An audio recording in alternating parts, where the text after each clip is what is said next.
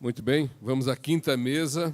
Eu sou Emanuel Fortes, membro da Comissão para Controle de Drogas Lícitas e Ilícitas, e vou fazer a moderação dessa mesa. Eu sou terceiro vice-presidente, coordenador de fiscalização e relator da resolução de 2014. Então, vamos lá convidar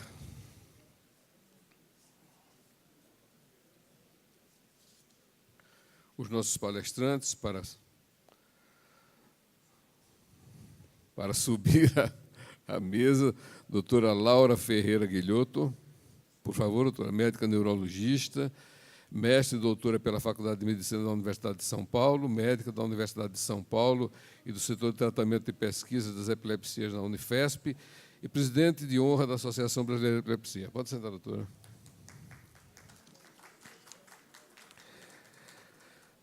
Virgínia Martins Carvalho, professora adjunta e coordenadora do Laboratório de Análises Toxicológicas da Faculdade de Farmácia da UFRJ. Por favor. Farmacêutica pela Universidade de Guarulhos, mestrado e doutorado em análises toxicológicas pela USP, pós-doutora em toxicologia experimental pela USP, especialista em docência em saúde pela UFRGS.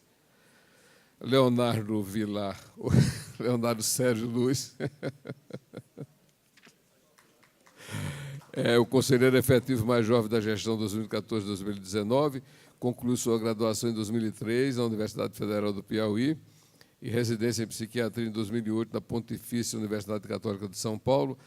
É doutor em bioética pelo Centro Universitário São Camilo, participa como membro da Sociedade Brasileira de Piauiense de Bioética. Na esfera profissional, é professor da cadeira de psiquiatria da Universidade Federal do Piauí, é médico psiquiatra da Prefeitura Municipal de Urucuí.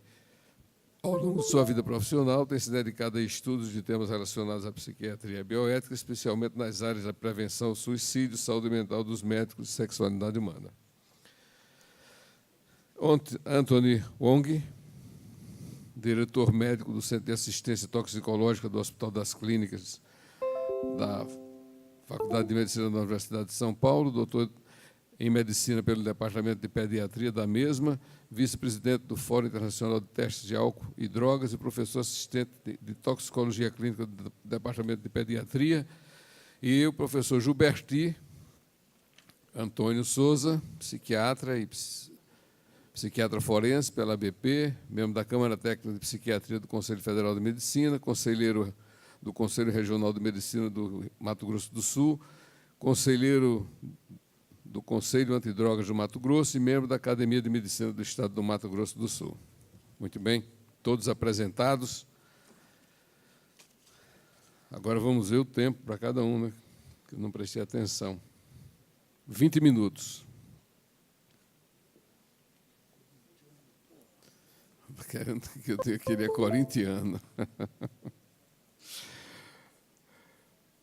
Muito bem. Nós teríamos um vídeo, mas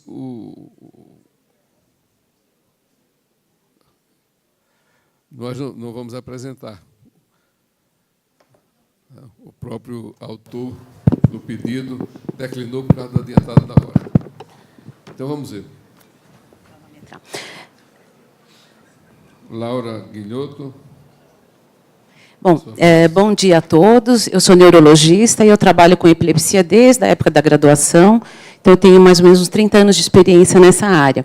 Eu gostaria de agradecer o convite do CFM, em nome do Dr. Emanuel Cavalcante, e eu vou tentar reproduzir um resumo da literatura em 20 minutos, então acho que muita coisa vai acabar não ficando coberta. Mas os slides estão disponibilizados e as referências também estão nos diapositivos. Então, em relação, aqui estão meus conflitos de interesse.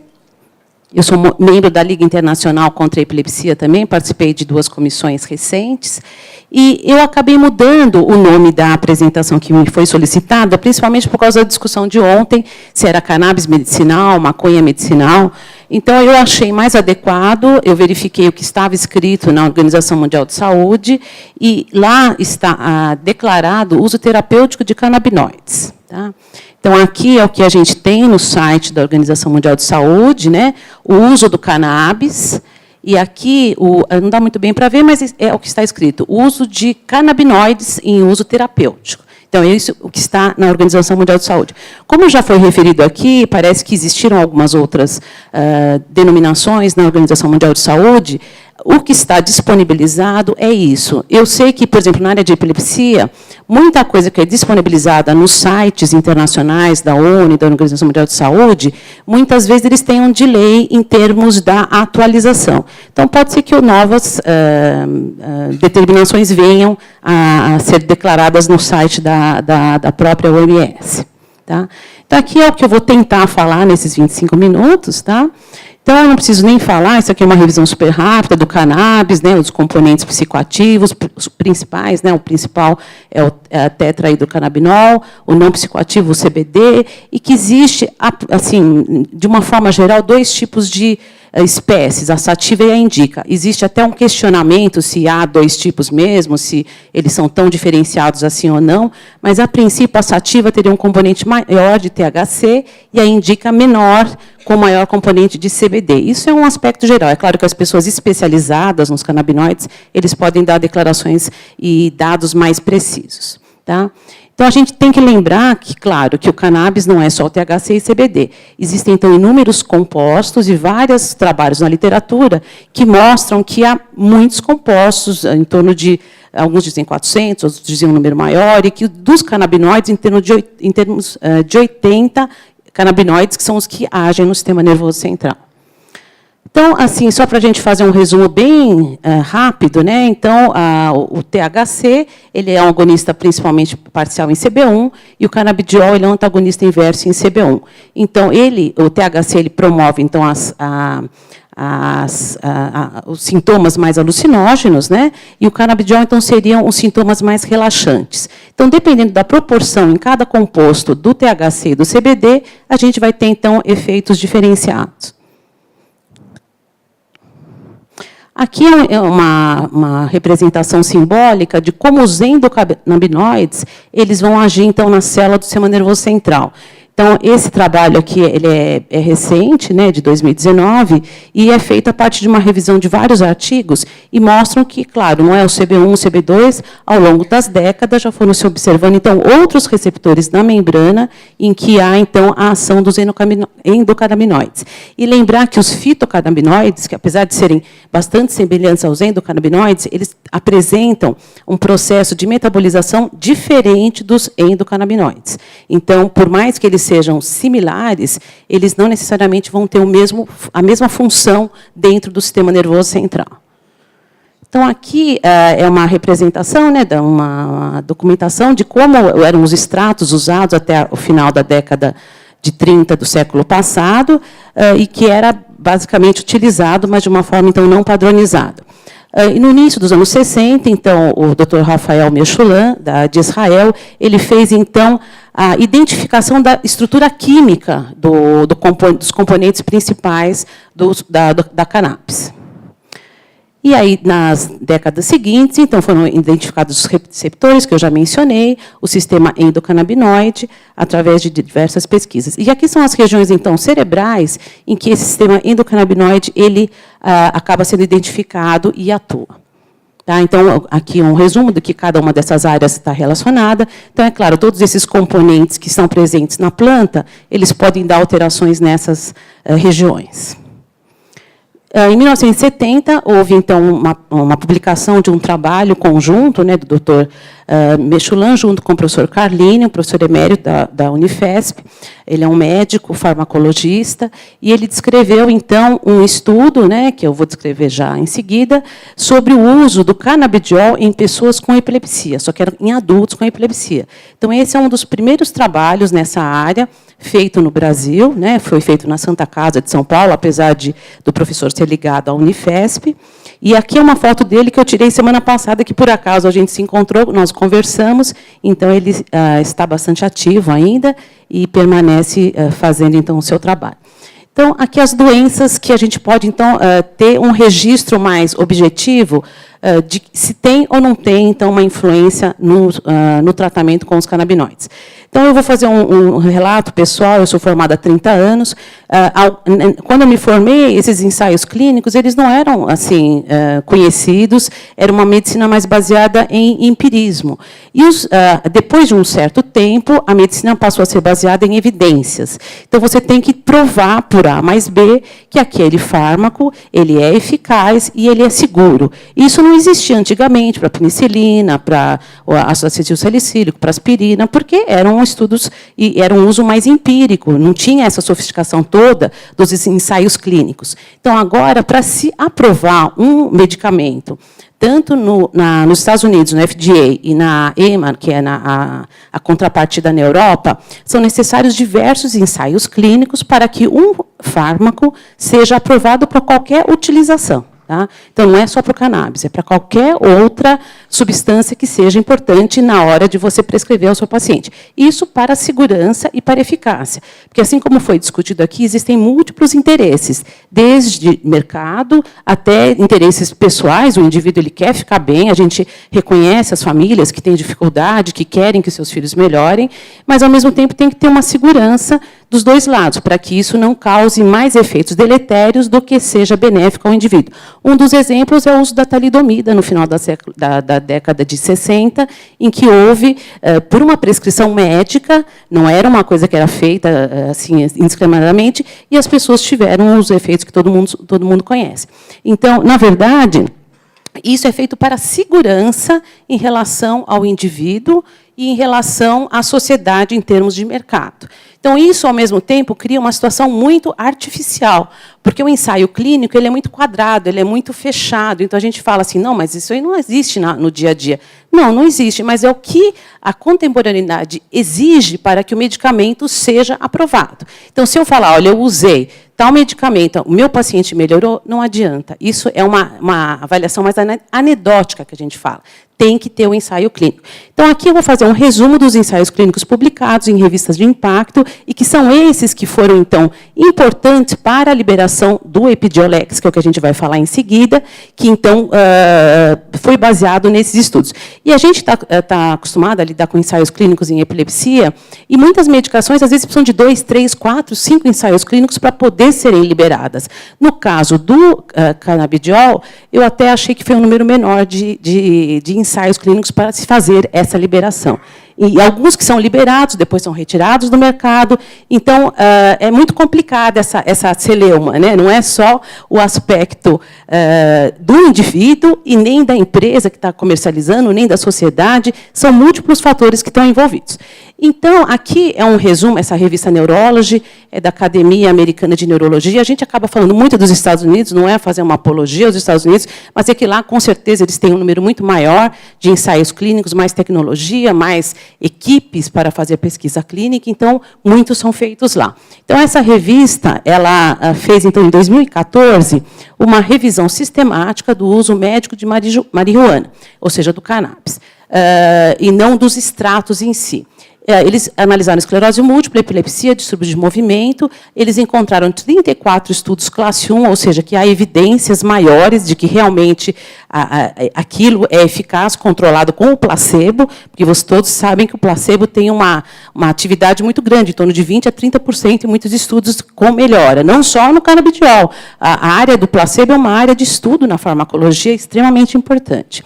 Então, na esclerose múltipla, melhora da espasticidade, dor central e disfunção urinária. Parkinson, possivelmente ineficaz em discinesias causadas por L-Dopa, que é o medicamento que se usa para tratar o Parkinson. E eficácia desconhecida para epilepsia e distonias. Aqui, então, é o mesmo artigo que mostra os produtos, então, que são possíveis, né, de serem encontrados, né? Alguns são derivados do THC. Tá? Nessa época ainda não tinham Epidiolex. Tá? Na verdade, esses daqui eles têm, então, um componente do THC, que são conhecidos para fazer efeitos antinauseosos, principalmente em pacientes que usam quimioterapia, na verdade, não necessariamente o CBD. Agora, eu vou falar só um pouquinho da epilepsia rapidamente, porque é esse que tem mais, né, então, importância, pelo menos é o que se vê mais. A epilepsia é uma condição muito diversa. O indivíduo que tem uma crise epilética só, ele não é considerado uma pessoa com epilepsia, ele tem que ter mais do que uma crise. Existem várias definições, a definição mais recente é essa, da Liga Internacional contra a Epilepsia, de 2014, que fala que tem que ter 2 crises não provocadas, ou uma crise não provocada. Os especialistas nessa área discutem muito qual é a definição, mas, de uma forma geral, o indivíduo tem que ter muitas crises. E, ao mesmo tempo, cerca de 70% a 80% dos pacientes vão ficar livres de crise e cerca de 1/3 dos pacientes vão ficar com crises refratárias. Então, é dessa população que a gente está falando que vai ser utilizado o canabidiol. Não é para toda a população que tem epilepsia. E desses daqui, a maior parte vai ficar sem remédio. Então, eles são pacientes, a maioria deles, pacientes que vão controlar muito bem as suas crises. Então, desses que são 20% a 30% refratários, 5% são dependentes das atividades diárias, e o mau prognóstico está associado a formas que são consideradas sintomáticas de uma lesão de base, de uma doença genética, de uma encefalopatia infantil. Então, é esse grupo aqui que a gente, na maior parte das vezes, vai usar o canabidiol. Tá? Então, a gente sabe que a epilepsia ocorre mais em crianças e em idosos. Tá? Isso é um estudo já bem antigo. A incidência mundial, então, é bem variada, né, mas em torno de 2% da população mundial. Alguns autores falam 1% a 4%, depende se é país desenvolvido ou país em desenvolvimento, mas se considera que é 1% da carga global da doença, como um todo, das doenças todas no mundo. E existe 50 milhões de pessoas com epilepsia ativa no mundo, ou seja, no último ano. Tá? No Brasil, a prevalência é em torno de 1% a 2%, depende dos estudos que forem, então, consultados. Né? E se sabe, então, que a maior parte dos casos são epilepsias focais, que são, então, epilepsias que têm uma lesão, que podem ter vários tipos de tratamento. Um dos tratamentos, por exemplo, é a cirurgia para epilepsia, existe o estimulador do nervo vago, a dieta cetogênica, que existe já desde a década de 20, né, do século passado, e há um consenso que não houve modificação com os novos fármacos antiepiléticos. Tá? Então, todos esses que a gente vê liberados no mercado, que vão ser liberados ainda, principalmente aqui no Brasil, no segundo semestre, existem 2 que vão ser liberados, há um consenso que não modificou. Então, é claro, um novo fármaco, ele é muito bem-vindo, seja canabidiol, seja qualquer outro, ele é muito bem-vindo. Há necessidade de novos fármacos. Isso é um ponto em comum, ninguém discute esse aspecto. E até se questiona se não seria uma doença progressiva, ou seja, a pessoa tem tantas crises que, com o passar do tempo, ela vai tendo, então, uma deterioração cognitiva. E o que é a epilepsia refratária? Então, foi até mencionado aqui, que foi comentado de 2 fármacos, né, antiepiléticos pela Anvisa, mas não, na verdade, isso é uma definição da Liga Internacional contra a Epilepsia, que é a ILAI, que considera que, para ter, então, uma epilepsia refratária, tem que ter pelo menos uso de 2 medicações em doses adequadas e bem indicadas. Nesse caso, é que é considerada uma epilepsia refratária. Então, por que essas pessoas têm epilepsia refratária? Vários motivos. Pode ser uma alteração genética, pode ser uma alteração bioquímica, uma patologia estrutural, são múltiplas as causas. E já um relato, em 1843, nesse jornal aqui inglês, de um médico que foi para a Índia, vendo que existia, então, a utilização, né, o extrato da cannabis indica, foi, então, utilizado numa criança que tinha muitas crises, né, começou em 30 de setembro, e logo em seguida ele melhorou. Tá? Por volta de 17 de dezembro, ele já estava bem, sem crises. Então, esse é um dos primeiros relatos na literatura que mostra que provavelmente existia um efeito, então, médico mesmo, um efeito clínico nesses indivíduos, mas foi um caso. Então, aqui, ao longo dos anos, vários estudos foram feitos, depois daquele estudo lá de 2014, do Neurology. Esse aqui é um estudo que faz uma revisão dos vários achados. Aqui são a quantidade de artigos que surgiram na última década em relação ao canabidiol. Aqui ele comenta que, então, por exemplo, quando você pega os indivíduos que vieram do Colorado, que não eram do Colorado, né, que vieram para o Colorado, e aqueles que eram do Colorado, a taxa de resposta foi muito maior. Então, é difícil de analisar, mas o quanto esse efeito placebo poderia estar envolvido também, e até uma forma de... Os que foram para o Colorado são aqueles mais graves, eram os pacientes que vinham de outros estados e provavelmente necessitavam mais da medicação. Né? E aqui, então, é uma revisão dos estudos que mostra que melhorou em uma série de indivíduos, né, de síndromes epiléticas. Então, aqui, a síndrome de Dravet, Dravet, a síndrome de Lennox-Gastaut, então, que melhora muito mais em relação ao placebo. Tá? Então, aqui são os estudos animais em que mostram que os canabinoides são eficazes, né, em muitos desses receptores em modelos animais. Então, do ponto de vista experimental, há essa evidência científica.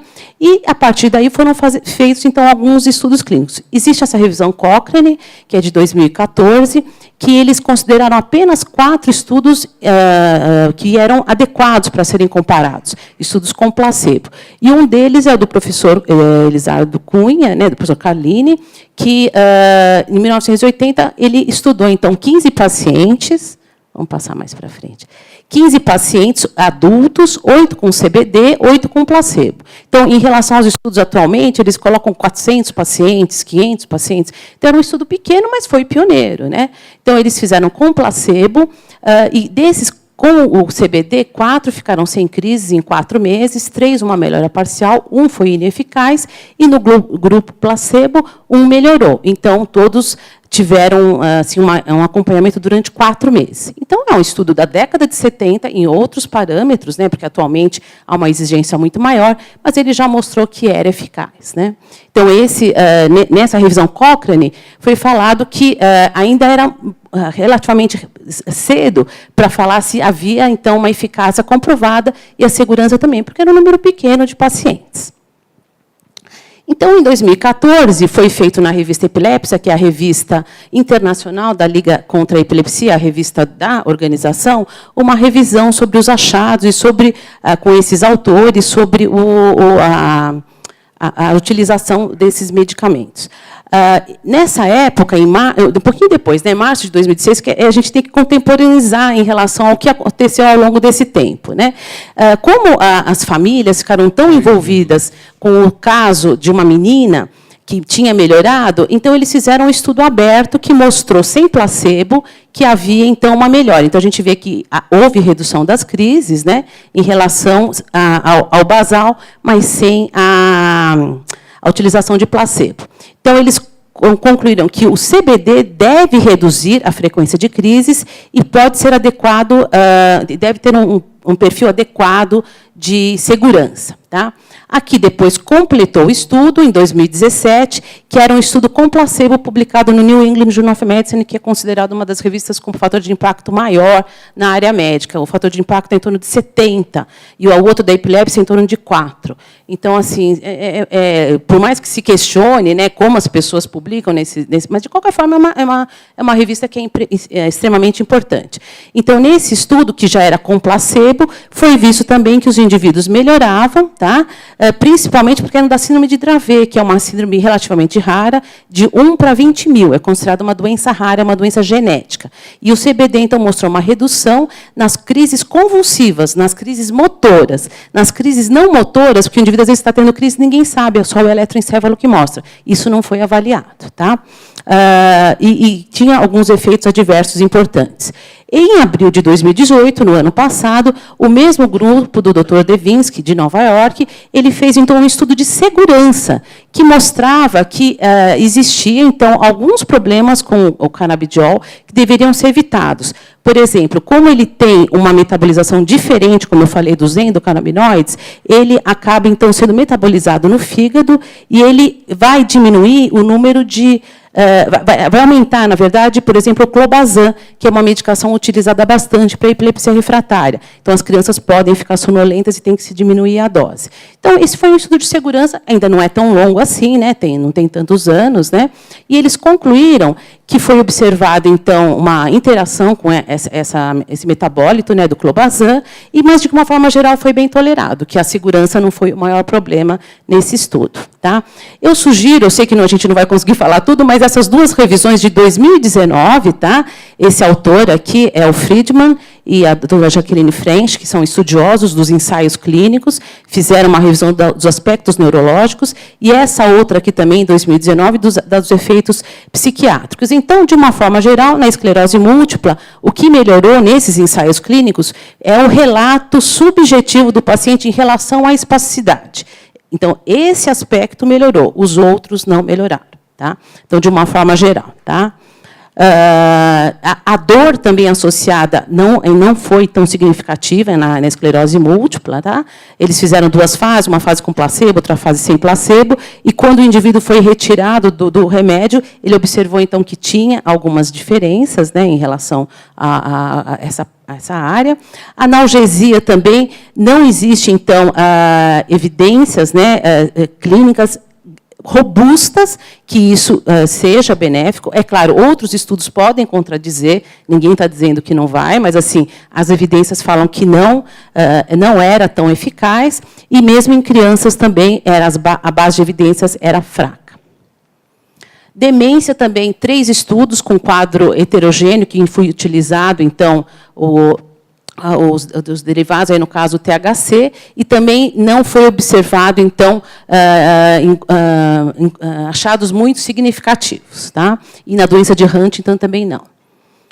Transtornos psiquiátricos, não se há uma conclusão assim específica, parece que muda alguns sintomas durante algum tempo, mas a doença em si ela não é revertida. Tá? Então, alguns sintomas parece que melhoram, mas não há uma reversão dos sintomas. E a conclusão é que, a fim de fornecer recomendações de tratamento confiáveis, maiores ensaios clínicos randomizados, com avaliação de acompanhamento, são necessárias.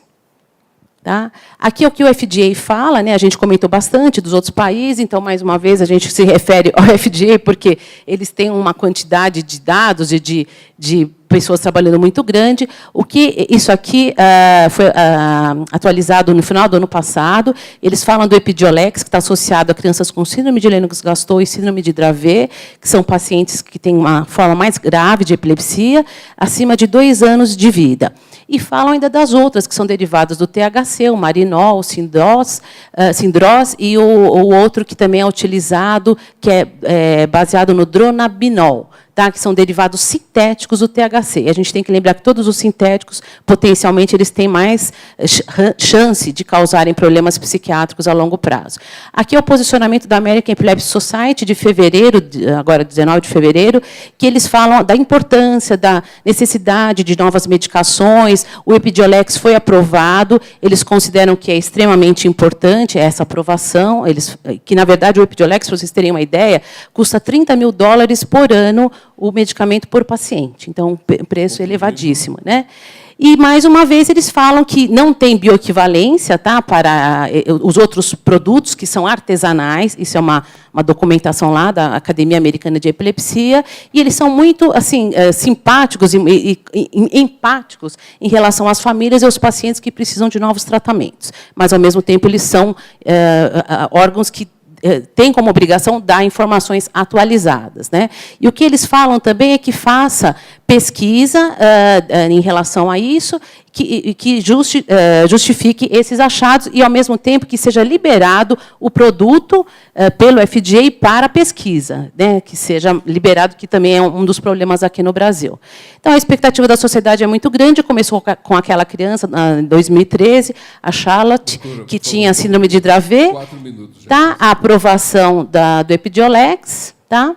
O Sativex, que é para esclerose múltipla, as regras que vocês já sabem, da Anvisa e do CFM, e as considerações finais é que mais ensaios clínicos são necessários e há necessidade de novos fármacos. Essa necessidade é premente, isso não há dúvida, porque a epilepsia, principalmente que é essa que eu conheço mais, a gente sabe que a maior parte dos casos refratários eles não mudaram nas últimas décadas com os novos fármacos. Era isso. Obrigada.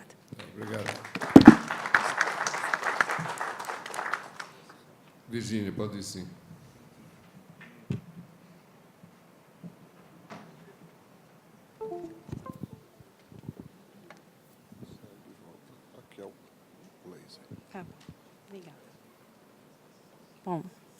Bom dia, eu quero agradecer ao convite de vir aqui falar um pouquinho do trabalho e a oportunidade de aprender aqui com as mesas. Vou falar um pouquinho do trabalho que eu faço na UFRJ. Aqui já está funcionando? Não. Adiantando, eu sou professora, então, de toxicologia e análise forense na Faculdade de Farmácia da UFRJ. Opa, que eu passei para frente. Eu fico nesse prédio, em frente ao Hospital Universitário, E vou falar do Farmacannabis, que é um projeto de extensão criado na Faculdade de Farmácia. E coordeno aí alguns projetos de pesquisa também na área de cannabis, né, voltados à parte farmacêutica. Especificamente nesse evento, pediram para falar sobre o Farmacannabis, aqui apresentando a equipe de trabalho desse projeto de extensão. E esse projeto está focado na avaliação de segurança dos tratamentos, através da análise dos extratos, e no auxílio farmacêutico para minimizar risco de preparação inadequada. Então, esse projeto de extensão foi uma demanda dos pacientes, através dos movimentos sociais, junto com a Fiocruz e com a UFRJ, a gente montou um projeto de extensão universitária. Então, o cenário brasileiro, 2015 e 2016, foi essa regulação que já foi falada, né? E os movimentos sociais que, através de uma rede de cooperação entre ativistas e pacientes, passaram a produzir artesanalmente os produtos derivados de cannabis com composição com a qualidade desconhecida. Então, em relação ao uso farmacêutico, também não vou me ater porque já foi falado aqui, mas essa questão se pode compor medicamento, a cannabis. Eu só cito que a antiguidade aqui no Brasil em relação ao uso farmacêutico, né, de estar, inclusive com esse nome maconha, na Farmacopeia Brasileira de 1929, ensinando a fazer extrato oficinal. E essa questão que acabou de falar, foi bom que complementa, o que tinha na regulação. Eu vi que, no ano 2000, entrou o dronabinol na lista 3, da portaria 344, enquanto o THC, como fitocannabinoide, ainda continua lá na lista F, como proscrito. Então, vocês podem ver as estruturas químicas, são exatamente a mesma substância, só que o primeiro, como a professora falou, obtido de forma sintética, e que, em relação à geometria espacial, o sintético é o menos THC, que é mais potente do que o fitocannabinoide, que é uma mistura racêmica. O que a gente tem de produto, então, é o marinol, que é o dronabinol, aqui, né, sintético, a mesma coisa, o Sativex e o Mevatil, que foi registrado em 2017. Lembrando que o Sativex ele é, sim, um extrato fitoterápico, né, embora registrado como produto específico, ele é um extrato da planta, porque essa é a definição dada pela própria GW Pharma, de que se trata de um extrato padronizado, em que você tem os marcadores THC e CBD em concentrações específicas, e também explicar que esse nome Nabiximols é utilizado para definir esse extrato que tem THC e CBD.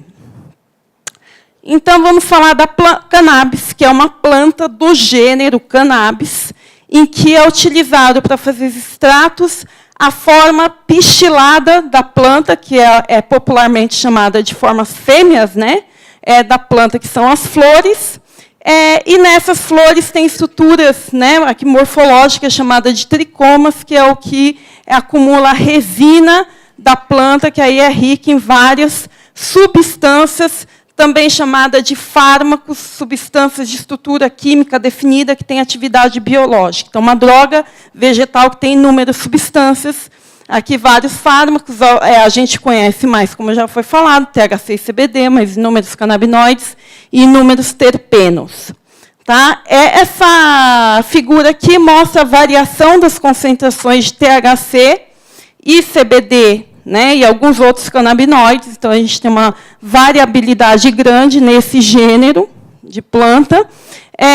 Esse uso do que foi falado do canabidiol acabou de ser falado aqui do uso na epilepsia, e, recentemente, vem saindo vários trabalhos falando do extrato rico em canabidiol, né? Não o fármaco isolado, mas o extrato rico em canabidiol. Então, é importante mostrar que tem vários trabalhos com isso, e essa foi a realidade que foi encontrada. Então, como farmacêutica, vendo a realidade do que estava sendo utilizado, a minha pergunta não foi, como ainda não é eficaz ou não é eficaz? A realidade que as pessoas estão utilizando para crianças. Então, a UFRJ, eu, como farmacêutica, busquei com o grupo uma forma de intervir numa questão de saúde. né, minimizando riscos. Então, o potencial terapêutico já foi falado, até ontem eu copiei isso da cartilha, aqui do CFM, muito legal a cartilha que foi colocado, e aí falado dos usos, e especificamente o que a gente tem produzido. Então, a gente desenvolveu, então, como eu falei, um projeto de extensão que teve um grande apoio do movimento social, da Fiocruz, né, e junto na UFRJ, e a gente levantamos esses produtos utilizados no Brasil, tanto importados como nacionais, como produtos artesanais, para ver a composição desses extratos. Lembrando que o que é importado hoje, na UFRJ não tem ninguém assim que relate o uso de Epidiolex. Todos eles são esses extratos que, em seu país de origem, são registrados como suplementos alimentares. No país de origem, não são medicamentos. Então, aqui a aparência de alguns produtos importados, isso chama bastante atenção, essa resina, porque é difícil para as pessoas administrar. É que nem pomada, né? Vai tirar um pouquinho, sai um monte. Aí você pergunta, quanto que você dá? Um grãozinho de arroz. Né? A definição da dose é bastante difícil. Então, aí é uma amostra, né, dessa variação de característica organoléptica, e aqui a variação química. Esse pico aqui é de CBD, marcação, pico de THC e alguns produtos que não têm quase nada de nada. Tá? Esse é o perfil, então, dos extratos nacionais importados. Em preto, aqui, os extratos importados. Em clarinho, os extratos nacionais. Tá? Então, o que eu também chamei de artesanal. Então, a gente vê que os produtos do Brasil, né, os nacionais, eles são um perfil de THC. A gente não tem cânhamo do Brasil, já vou, nas perguntas a gente conversa mais sobre isso. Mas, assim, de acordo com a classificação internacional, que eu coloquei aqui, né, então, assim, a gente tem, do gênero cannabis, existe uma discussão em relação à espécie, realmente, né, a parte de taxonomia, mas o quimiotipo é definido, né, internacionalmente como maconha ou marihuana e a outra classificação, hemp ou cânhamo. Então, plantas que são ricas em CBD ou que quase não tem canabinoide é classificado como cânhamo. Né? E plantas que é rica em THC, THC acima de CBD, é classificado como drug type ou marihuana, ou aqui maconha. Só que também, rapidamente, eu coloco essa referência de 2017, que discute que, nos Estados Unidos, não tem assim, uma diferenciação em relação ao uso médico, porque, afinal, THC é fármaco, CBD é fármaco, então não é assim, não tem essa definição, que o cânhamo é medicinal e a maconha não é medicinal. Lá não tem essa diferenciação. Tá? Então, aqui, em números, né, vou passar rapidamente, só para mostrar isso, em números, que os extratos, quando a gente pega a resina, por exemplo, resina importada, você tem um teor que varia aí de 163 miligramas por grama de CBD, enquanto a nacional você tem esse perfil em THC. Né? As resinas são ricas em THC, é completamente diferente. Uma outra questão que a gente avaliou também foi a rotulagem, baseando, né, de ser com 15% de variação, que é o que aceita a parte de fitoterápico, né, a legislação da variação do marcador, adotamos o CBD como marcador, e vimos que a maior parte dos produtos ou estava subrotulado, né, assim, tinha concentrações maiores do que falava o rótulo, ou concentrações menores, que isso daí gera um risco também na questão do tratamento. Né? Outra parte do projeto é a avaliação microbiológica, que é uma parceria com o Instituto Nacional de Controle de Qualidade de Saúde. Então, a gente está avaliando esses produtos e vendo que grande parte deles, né, estão contaminados microbiologicamente, com fungos, com bactérias, alguns, né, com coliformes fecais. Estamos avaliando também a parte de metais, inclusive de plantas, né, cultivadas por pacientes com salvo-conduto. Então, esse trabalho já está sendo feito na Fiocruz. Então, outra parte do nosso trabalho que foi monitorar, né, avaliar essa produção artesanal por pacientes, A gente avaliou a produção em casa, eles faziam, depois, nas perguntas, posso detalhar mais, mas um método de produção com gelo seco, com trituração, e nós comparamos isso, né, antes do projeto e depois com a intervenção do projeto, aconselhamento do projeto, e vimos que, embora tenha ainda muito pouco, né, CBD e THC em relação, quando compara com um produto, né, importado, a gente conseguiu perceber aqui, aconselhar as pessoas a, por exemplo, descarboxilar os canabinoides, que é uma coisa importante falar, é que na planta, THC e CBD estão nas formas ácidas. Ácido canabidiólico e ácido tetraidrocannabinólico. Se uma pessoa fazer um suco, né, de maconha com alto THC e tomar, ela não vai ter os efeitos do THC, porque está na forma ácida não tem o efeito psicoativo. Agora, quando a pessoa fuma, ela esquenta. Por isso me causou curiosidade até o gatinho que comeu. Talvez ali a planta podia estar velha e descarboxilada, porque, normalmente, assim, o que diz a literatura é que forma ácida não tem esse efeito psicoativo. Claro que tudo tem que ser mais estudado, né?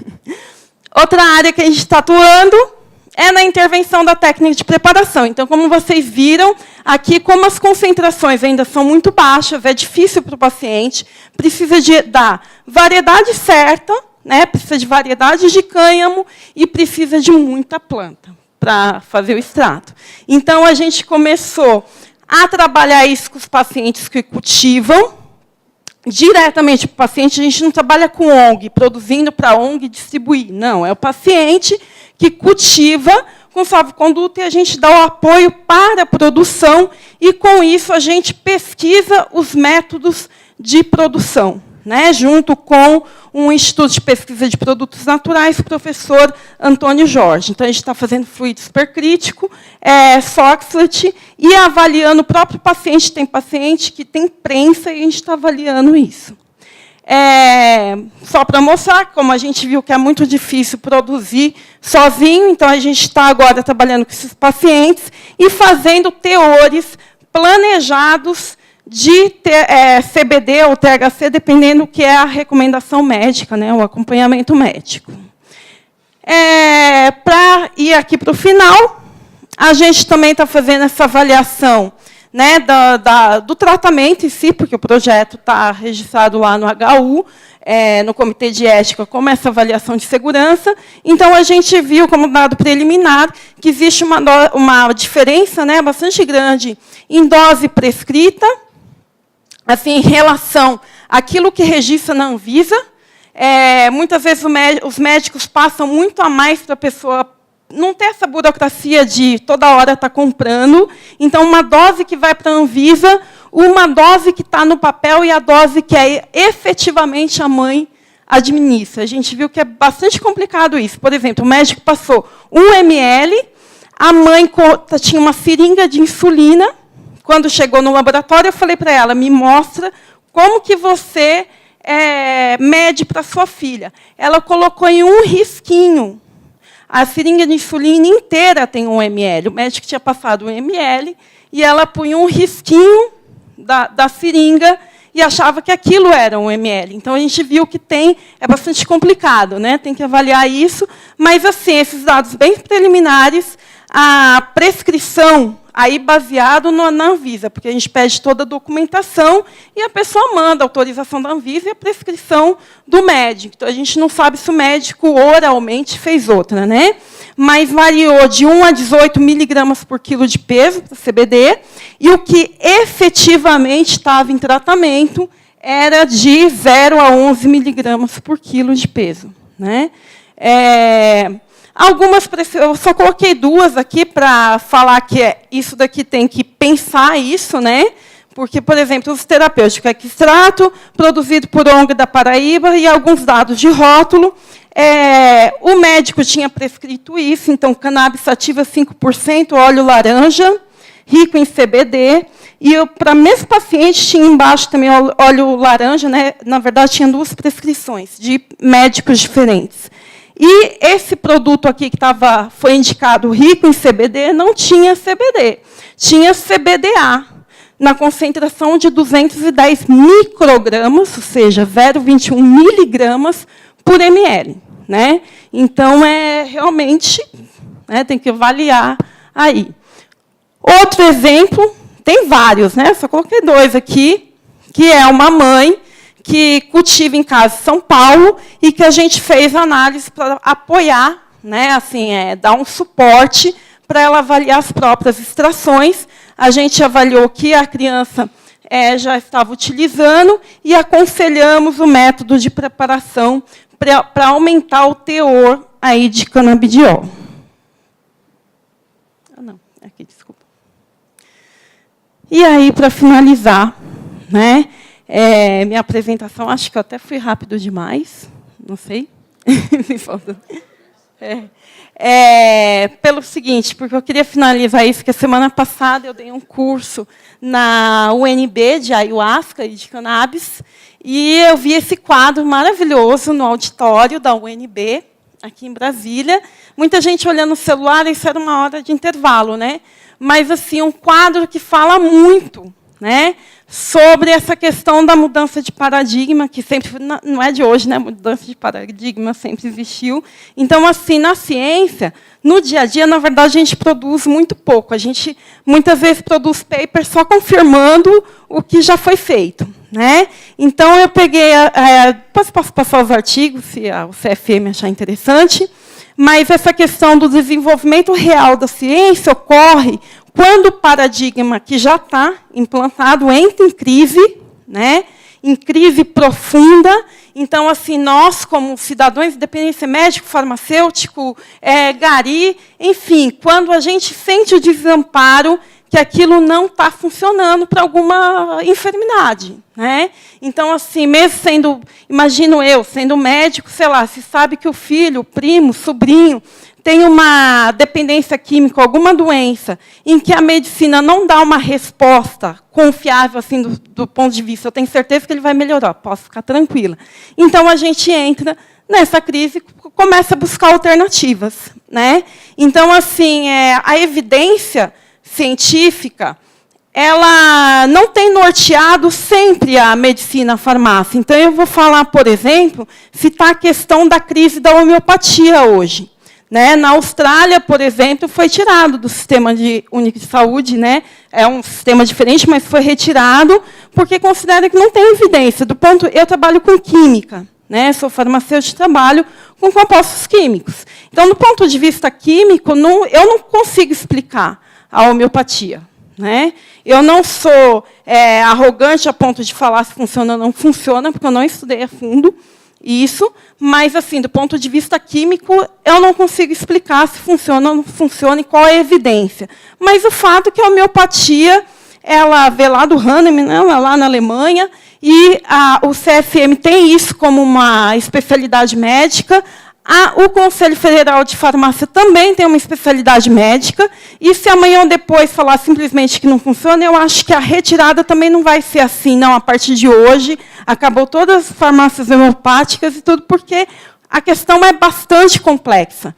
Né? Então, eu finalizo aqui mostrando que a universidade não tratou de definir se funciona ou não funciona. A gente viu o problema, se funciona ou não funciona, não sabemos, mas crianças estavam utilizando esses produtos, adultos com enfermidades graves também estão usando, e se ninguém soubesse a composição, amanhã ou depois, se entrar criança no hospital intoxicada, ninguém nem vai saber o que tinha nesse extrato artesanal. Então, é preciso fazer. O FRJ não consegue fazer para o Brasil inteiro, é um trabalho imenso, e eu também tenho que responder a parte de pesquisa, de projetos de pesquisa em produção farmacêutica. Então, eu espero que quem está ligado à universidade tenha essa visão também.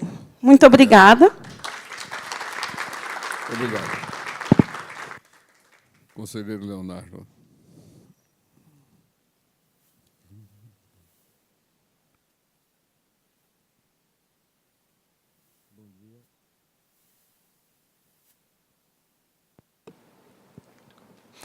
Bom dia a todos, a todas. Gostaria de, antes de iniciar minha fala, que eu não tenho nenhum conflito de interesse. eu sou do Conselho Federal de Medicina, represento o meu estado, o estado do Piauí. Eu acompanhei muito atentamente as discussões, né, no dia de ontem e também no dia de hoje, e eu fico muito feliz com a riqueza, né, das discussões, e gostaria de ressaltar a importância desse espaço democrático, onde nós, com diferenças de pensamento, espero que possamos convergir para uma única questão, que é o cuidado à pessoa que está adoecida. Ponto. No Nordeste, lá no Piauí, a gente tem uma expressão chamada saco de gato. Eu não sei se nos outros estados tem isso. Mas, às vezes, você coloca tudo balaio, né? Enfim, né? Vocês é balaio, já mudou um pouquinho o saco. O saco é maior.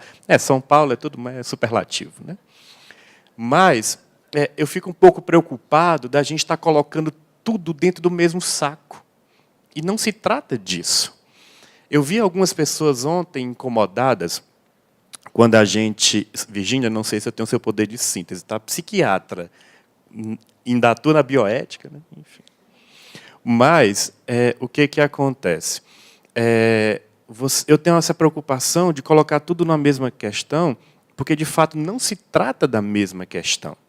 Nós aqui estamos preocupados em saber se uma determinada substância que vem de uma planta, se ela tem ação ou não em determinada doença, e se o risco é ou não coerente com a aplicabilidade dessa substância.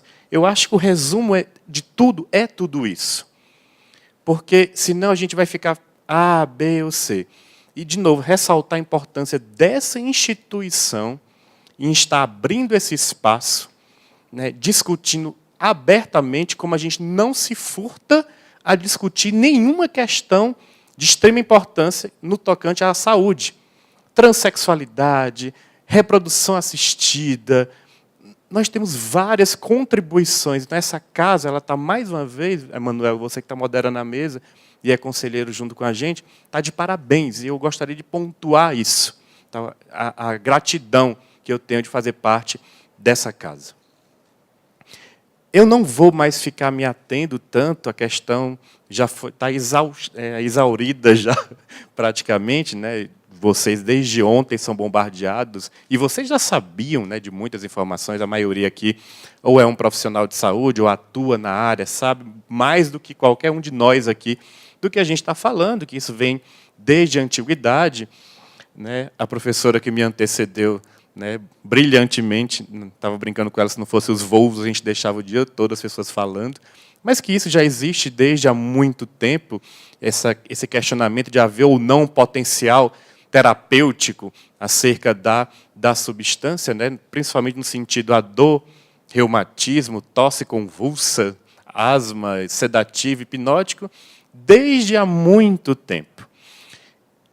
E aí eu não vou nem entrar, porque aqui eu já estou em 64, eu não vou nem entrar na questão da área proibitiva e não proibitiva, que senão eu ia ter que falar de Primeira Guerra Mundial, de Segunda Guerra Mundial, proibição junto com álcool, proibição junto com não álcool, e aí sim ia virar um balaio, ia ser bem grande. Né? Mas, na verdade, desde essa descoberta, né, em 64, a gente vem ainda, né, estudando com muita atenção, né, a cannabis sativa, principalmente a questão do canabidiol, no tocante à forma de epilepsia, como já foi colocado, antipsicótico, antidepressivo, e entre outros. Para quem é psiquiatra, né, ou até neurologista em outras áreas de atuação, psicólogos, é muito comum, às vezes, pacientes que não sabem que têm diagnóstico de transtorno bipolar e chegam no consultório usando maconha, às vezes, como sedativo e, ao mesmo tempo, a modular o humor. E quando, na verdade, você descobre, tipo, olha, vamos tentar uma alternativa. Né? Mas isso é só um exemplo ilustrativo. E aí, o possível uso dos canabinoides no tratamento em forma de epilepsia resistente às terapias usuais, que já foi também brilhantemente colocado pela professora que me antecedeu, aliás, pelas duas, né, brilhantes professoras que me antecederam. E aqui é que, de fato, os dados na literatura são ainda limitados. Tá? Não existe um conjunto ainda de estudo clínico e com a metodologia muito bem determinada para que a gente tenha uma segurança de dizer, olha, isso é para isso na dose tal, e o risco possível é esse, e a gente vai pesar risco e benefício como vários tratamentos que a gente faz. Essa é uma questão. E eu torço muito para que a gente chegue a isso. Porque, de fato, a gente pode chegar à conclusão de, tipo, olha, não serve para nada, ninguém vai usar mais. Aqui são alguns exemplos, eu também não vou me ater, a gente já esgotou, mas aqui eu só queria dar uma ênfase. Hoje, até que nos últimos anos, o N pesquisado ele tem aumentado, mas a maioria dos trabalhos de um maior lastro são com um pequeno número de pacientes. A gente ainda precisa de pesquisas com um número maior de pacientes. No tocante à epilepsia, então, a professora já até colocou que há uma área bem restrita, né, de atuação. Como antipsicótico, tem uma questão da atuação questionada em receptor D2, né, e aí eles estariam expressos na área do cérebro associado com esquizofrenia, que a gente já discutiu, o professor Valentim Gentil, o professor Ronaldo já colocaram. Porém, havia uma suspeita de que o canabidiol pudesse aliviar sintomas psicóticos, né, paradoxalmente, o que às vezes é falado, né, no sentido de melhorar esses sintomas. Porém, de novo, né, a quantidade de estudos é limitada, a gente não tem muitas conclusões sobre isso. Tá? Aqui também, ó, a maioria é relato de caso, um ensaio clínico aberto, mas com a redução de sintomas psicóticos para em 6 pacientes, aqui 42 pacientes, com a melhora significante, né, o que seria talvez o nosso melhor estudo na área nesse sentido, mas, novamente, ainda é muito pouco para a gente afirmar algo com certeza, tá, no sentido da terapêutica instituída para essa doença. Então, também, no tocante, além da questão da epilepsia e dos antipsicóticos, aqui eu trago a falta de evidência que comprove não só a segurança, mas também na indicação terapêutica em si, e nos antipsicóticos também, né, no caso, a gente poderia pensar em ensaios clínicos controlados, mas em adição a medicamentos que já estejam sendo utilizados. E aí a gente teria que ver as interações, como a própria professora colocou, a questão do clobazam, por exemplo, que surgiu, né, nesses estudos que já foram colocados. Aqui a nossa resolução, que eu não vou fazer, tipo, vocês ficarem com comichão do tipo, ai meu Deus, ele vai ler a resolução. Não, calma, não vou ler a resolução, tá? Que o nosso querido Emanuel foi o relator. Mas algumas considerações pelas quais a gente o CFM levou a tomar essa decisão. Essa resolução foi no começo dessa gestão, da qual eu faço parte, né? E a gente coloca, obviamente, os princípios fundamentais do Código de Ética Médica, na questão do zelo pelo paciente, e essa questão histórica a gente já esgotou, mas aqui nós temos um cuidado, principalmente uns efeitos que ainda não estão bem estabelecidos, como já coloquei a questão do reduzido número de estudos, segurança e eficácia, a ausência de critérios padronizados para o uso, como a doutora Virgínia colocou, né, até mesmo as famílias que estão em utilização, elas não sabem, muitas vezes, o quão está sendo administrado. E até com prescrição médica administrado de modo errático, né? Então, isso é uma outra preocupação. Então, essa necessidade de controle, tanto dos pacientes quanto dos médicos envolvidos, né, nos levou a emitir a resolução na época. Lembrando que o papel do Conselho Federal é a proteção da sociedade, não é proteção do médico. Ontem eu fiquei um pouco... eu não gosto de mimimi, tá? Mas eu fiquei um pouco chateado quando eu ouvi uma fala de dizer que, desde da nossa faculdade, nós somos pautados pela indústria farmacêutica. Me desculpem, mas essa questão de vilanizar o médico não cabe mais. Tá? Os médicos estão sofrendo tanto quanto os pacientes. Inclusive, eu estou coordenando um trabalho sobre a saúde mental do médico, e o médico está numa situação difícil, porque as condições de vida nesse país estão cada vez piores, e principalmente as condições de trabalho. Então, nós estamos dispostos a ajudar, mas nós temos que ter responsabilidade. Quando eu até falei na questão de vilanizar a figura do médico. Eu, por exemplo, eu trabalho no meu consultório privado, mas eu trabalho no SUS também. Eu sei as duas realidades, como a maioria de nós trabalha no sistema público e no sistema privado. Aqui é onde eu gostaria de fazer uma pontuação, porque houve uma falta de diálogo, né? Eu não sei se a representante da Anvisa ainda está aqui. Está ali entrando. Eu gostaria de fazer uma crítica, né? Porque, na verdade, houve uma falta de diálogo e não vou falar de questão de governo, por favor, né? Vou falar uma questão de Estado, mas houve uma falta de diálogo porque nós agora temos uma medicação a ser comercializada, liberada, e não temos o prescritor. E isso é uma questão importantíssima. Como que isso vai ser feito? Tá?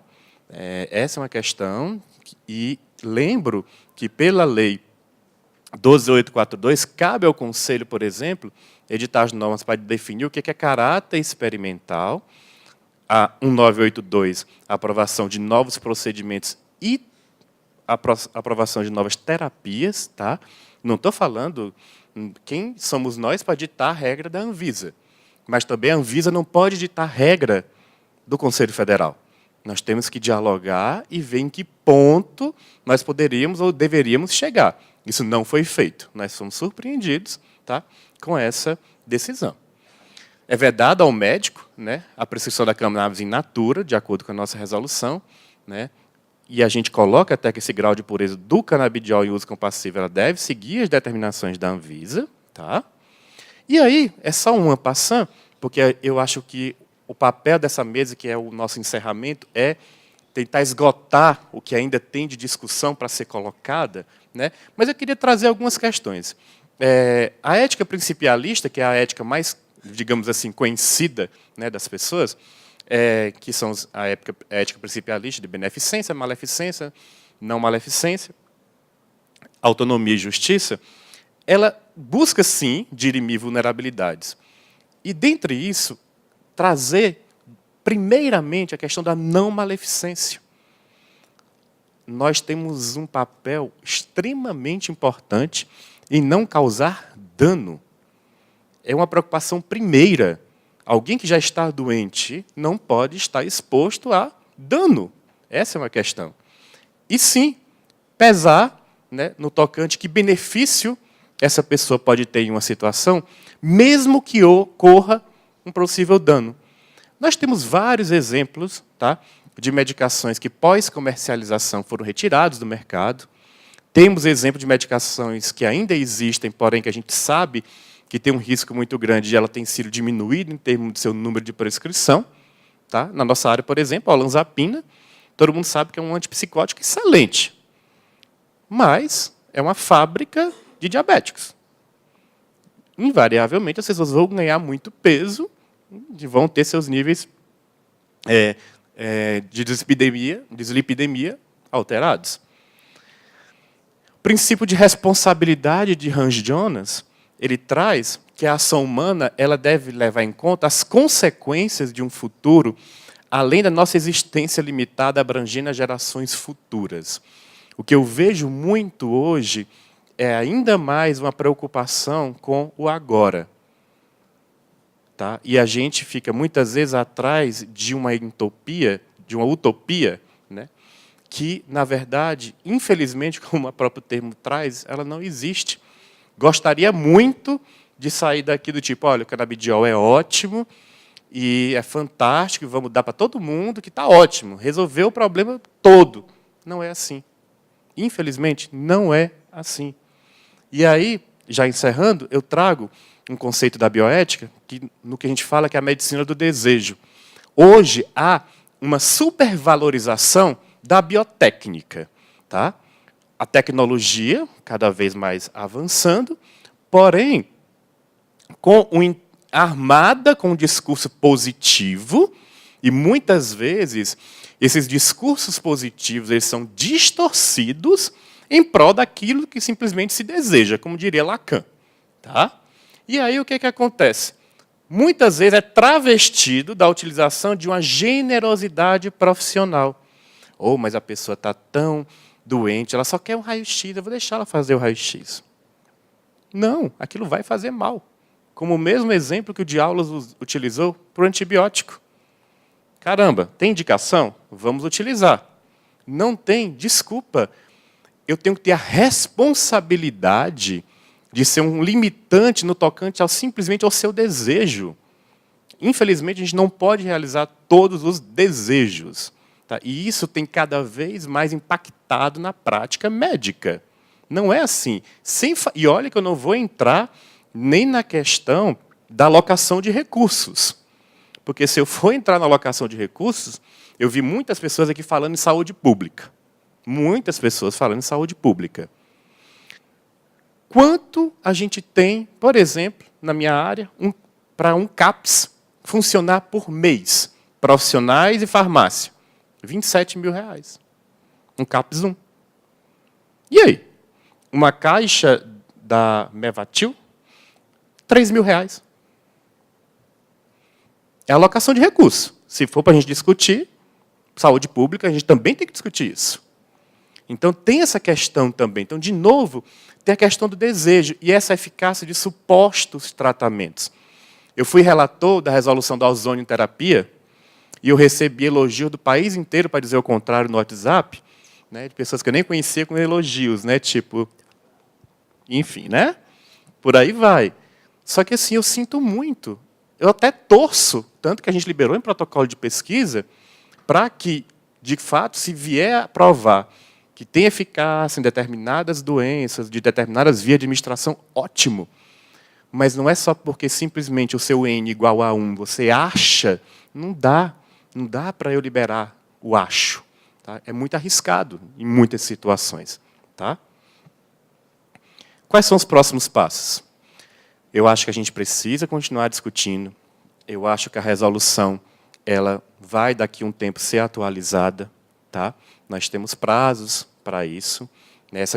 Essa discussão primeira, né, é uma oportunidade para nós, em plenária, começarmos a deliberar sobre necessidades, tá, do que a gente deve ou não, do que a gente vai continuar ou não, do que a gente pode discutir com a resolução.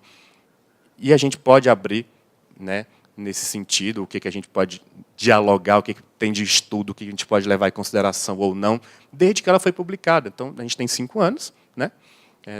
Quase 5, né? 4 e pouquinho. E a gente precisa, de fato, nesses 4 anos, o que foi produzido no mundo que pode embasar ou não alguma modificação na nossa resolução, pensando na segurança e na qualidade de vida desses pacientes. Então, essa é uma questão. E a outra, já estou encerrando, Manuel, novamente, tá? Eu tenho que fazer esse adendo, não tem jeito, é que as entidades diversas conversem, né? Porque, de novo, não dá só para vilanizar a figura do médico, né? E a gente precisa de diálogo, né, com todas as esferas. E, invocando Hipócrates, tá? Primeiro, não causar dano. Esse é o princípio fundamental. Obrigado. Obrigado. Professor Antônio Wong.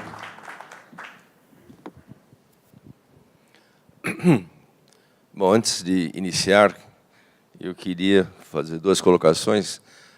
Eu sou chinês, nascido na China. E, como mostraram, a fitoterapia nasceu praticamente na China. Então, 50% de toda a medicina chinesa ainda é a tradicional. Então, eu não poderia ser contra a maconha. E eu não sou realmente contra a maconha, embora parecer que eu estou falando isso. O que eu quero colocar aqui é, como toxicologista, colocar dentro do possível verdade científica, se existe verdade científica nesse sentido. Então, a colocação é, devemos usar maconha? Sem dúvida, no local certo. Desde que outras pessoas, como o Léo falou muito bem, que salvaguarde a segurança, não só do paciente, mas das outras pessoas que podem ser afetadas direta e indiretamente pelo uso dela.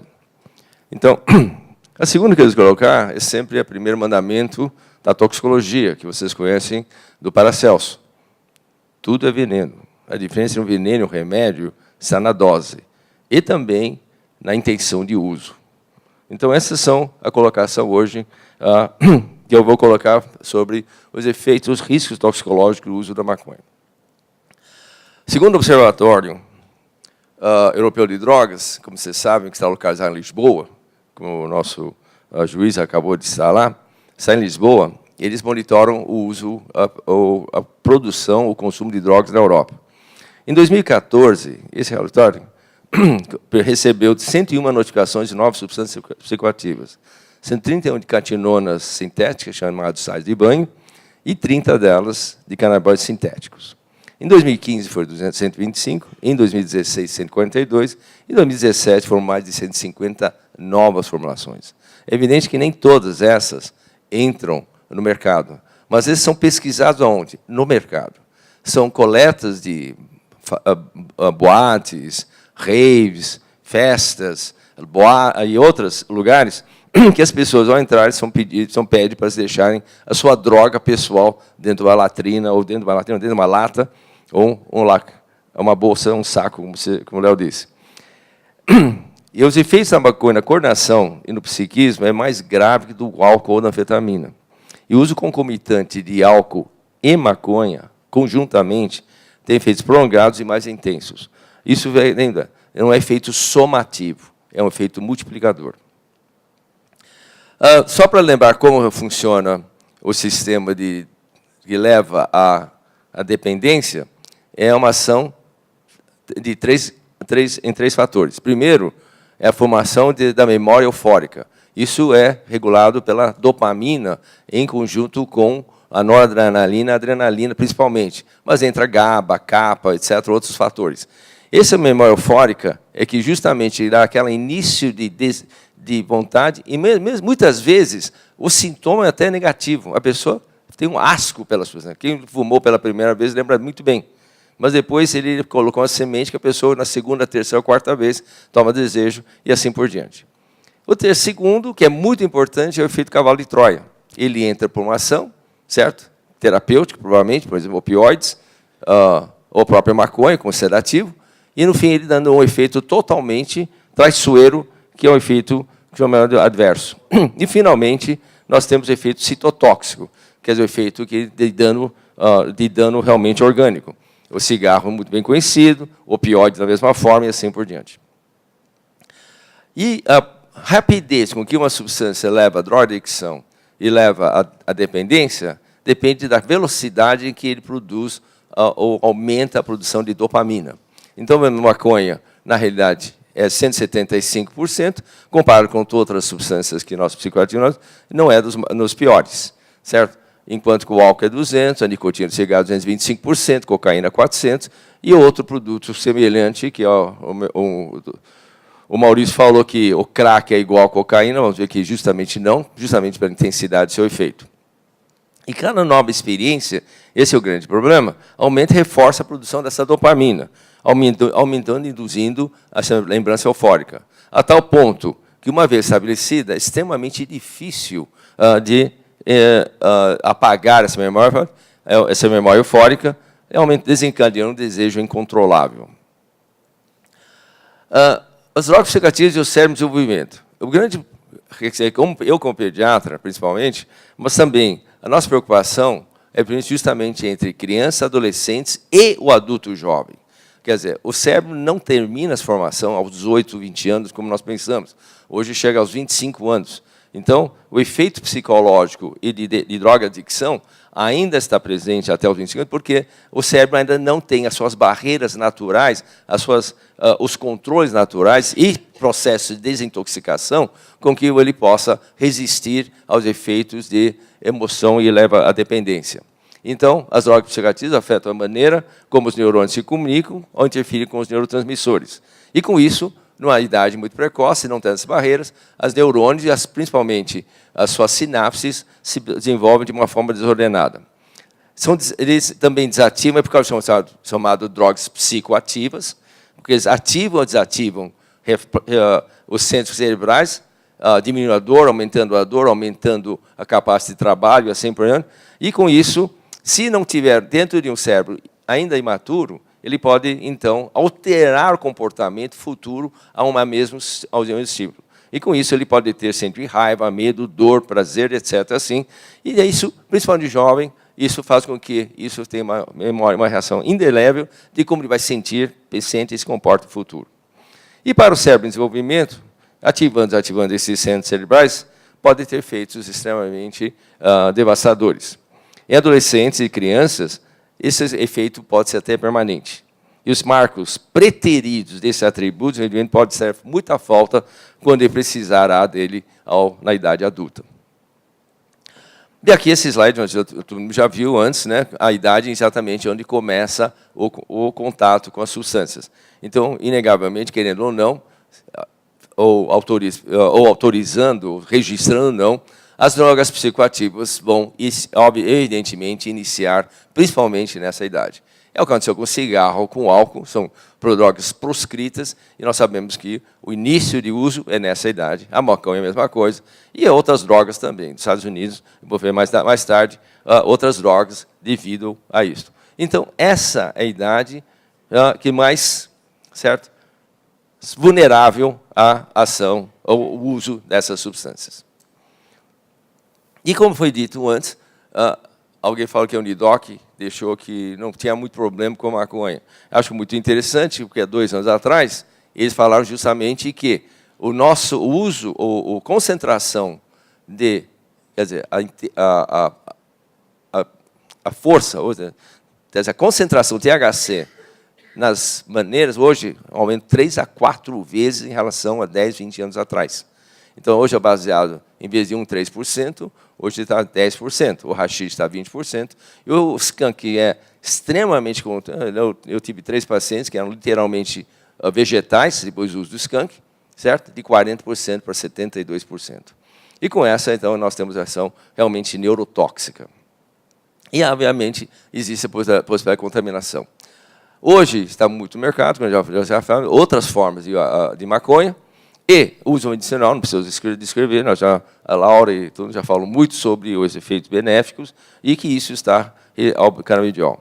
Eu lembro que o primeiro contato que eu tive com maconha foi uma discussão do professor Carlini com o professor Corokovas, da USP. Eram inimigos assim, viscerais. Se um falava B, outro falava C, e assim por diante. Um estava certo, o outro falava que estava errado. E realmente era sempre assim. E foi naquela discussão que eu tomei contato justamente do antagonismo da maconha. Maconha é uma planta interessante. Ele produz uma substância, e tem o antagonista dele. O canabidiol antagoniza o THC e vice-versa. Certo? Então, nós temos exemplo, Corokovas, Carlini. Certo? Bom, além da cigarro-maconha, hoje está cada vez mais em voga o uso de outras formas comestíveis. Certo? E muita gente pensa que a forma comestível não faz mal. Mas esse estudo mostra justamente o contrário. Certo? Forma de consumo de maconha, se inalado, ele passa de inalação para o pulmão, do pulmão vai para a corrente sanguínea e depois para o fígado, distribuído, então, para os outros lugares. E depois, não é que ele volta para o intestino, ele é absorvido dentro da cavidade gástrica. E depois ele vai para o intestino. Inalado, desculpa, ele vai pela corrente para o intestino. Quando ingerido, ele tem uma maneira diferente. Ingerido, absorvido no estômago, vai para o fígado, e uma restante, então, vai para o intestino. E aí, então, ele vai para a corrente sanguínea e cérebro. Isso é muito importante, porque mostra que, quando é inalado, a principal diferença entre comer e fumar é que todo THC que você consome quando come, todo é transformado em 11-hidroxi-THC. Enquanto, ao fumar, apenas uma parte do THC é convertido. De tal sorte que nós temos aqui como os teores de THC no corpo. Inalado, ele leva um pico, leva o pulmão e cai rapidamente. Ao comer, a duração dela é muito mais prolongada. O que nós fazemos nessa tabela, certo? Cannabis fumada, duração 1 a 4 horas, oral de 4 a 10 horas. O início em menos de 10 minutos, menos de 10 minutos, isso, enquanto que o oral inicia 30 minutos até 2 horas depois. O platô dela é de 15 a 30 minutos, enquanto o oral de 12 a 5 horas. Sim, o cannabis oral é perigoso. Tá certo? Ela é considerada até mais perigoso e até mais levando à dependência do que a fumada. é evidente que a fumada tem outros problemas, porque ser queima de uma substância orgânica contendo madeira, certo? Ele se libera benzopirenos, assim como o tabaco. Ele tem princípios cancerígenos, não ligados ao THC e nem ao canabidiol, mas ligados ao veículo dela. E quando você come, esses efeitos não são tão graves. É a mesma coisa quando você come churrasco. Se você fumasse churrasco, você teria câncer de pulmão. Mas comendo churrasco, você não tem câncer de estômago. Esse slide bem clássico, né, dos efeitos da maconha, certo? Que nós sabemos, né? Justamente, como foi mostrado, justamente a Laura mostrou o centro da dor e centro da recompensa. São justamente. Mas é importante ver onde tem a outra concentração, justamente no sistema cerebelar, que é responsável e controla a coordenação. É por causa disso que o uso de álcool e THC concomitantemente, quando isso ocorre, tem tanto efeito grave sobre o efeito motor e a coordenação. Ele não tem nenhum efeito, praticamente, sobre o occipital, a relógio occipital da visão. Não no sentido direto, mas indiretamente, através de neurônios, depois nós vamos mais tarde. Agora, esse é um trabalho publicado em 2016, o impacto em adolescentes após a exposição à maconha, nos estados que legalizaram a maconha medicinal. Não que eles eram pacientes que usavam maconha medicinal, mas eles estavam presentes nos estados onde a maconha medicinal foi autorizada. Então, foi esse projeto do Planck, publicado em 2006, foi medir o impacto da exposição de colegiais nos estados onde havia lei de maconha medicinal, a partir de dados adolescentes de 14 e 18 anos. 5.483 é o N. Nos estados onde houve um aumento de 0,4% na probabilidade de não terminar colegial, aumento de 1,84% de não matricular na universidade e 0,85% de não completar o curso superior. O período decorrido, a exposição, duração, certo? Essas maconhas correlacionava de maneira consistente com os parâmetros e associado com um aumento de 0,85% do uso diário de maconha. Parece um número pequeno, né? Mas se você multiplicar por o que está aqui, nós vamos ter algumas centenas de milhares de adolescentes nessa posição. A conclusão, que nos estados, das pacientes que viam nos estados com leis permitindo a maconha medicinal, entre 14 e 18 anos, tem o efeito retardado no consumo e na educação que persiste ao longo dos anos. Esse outro é um estudo sobre distúrbios de ansiedade e de humor entre respondentes e usuários de maconha que são dependentes de maconha. Então, nós vamos... Isso aqui devia ser da aula de ontem, mas, de qualquer forma, aqui nós vamos aqui. Por exemplo, esse aqui, desses distúrbios ou transtornos, certo? Então, nós vamos ver aqui, quem usa maconha são sujeitos ou tem risco muito maior de doenças, distúrbios e transtornos mentais em comparação com a população geral, mesmo aqueles que usam maconha, mas que não eram dependentes de maconha, tá certo? Isso aqui é a população geral. Tem algumas populações geral que usa recreacional pouco, mas esse aqui é entre pessoas que têm dependência à maconha, tá certo? Então,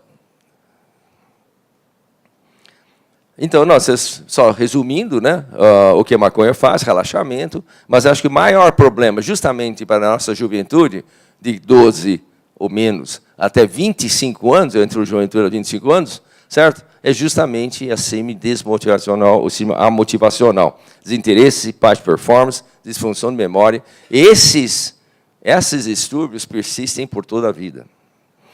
Também um trabalho já do British Medical Journal, mas isso já novamente reiterado por outro trabalho do New England Journal of Medicine, que eu vou falar depois, que mostra que há mais câncer em cada bituca, em cada baseado, do que em cada cigarro. Esse trabalho é muito interessante, feito em Barcelona, que as imagens do cérebro indicam que os usuários de maconha têm o hipocampo menos ativo. Essa área é associada com arquivamento, recuperação de memória e lembrança.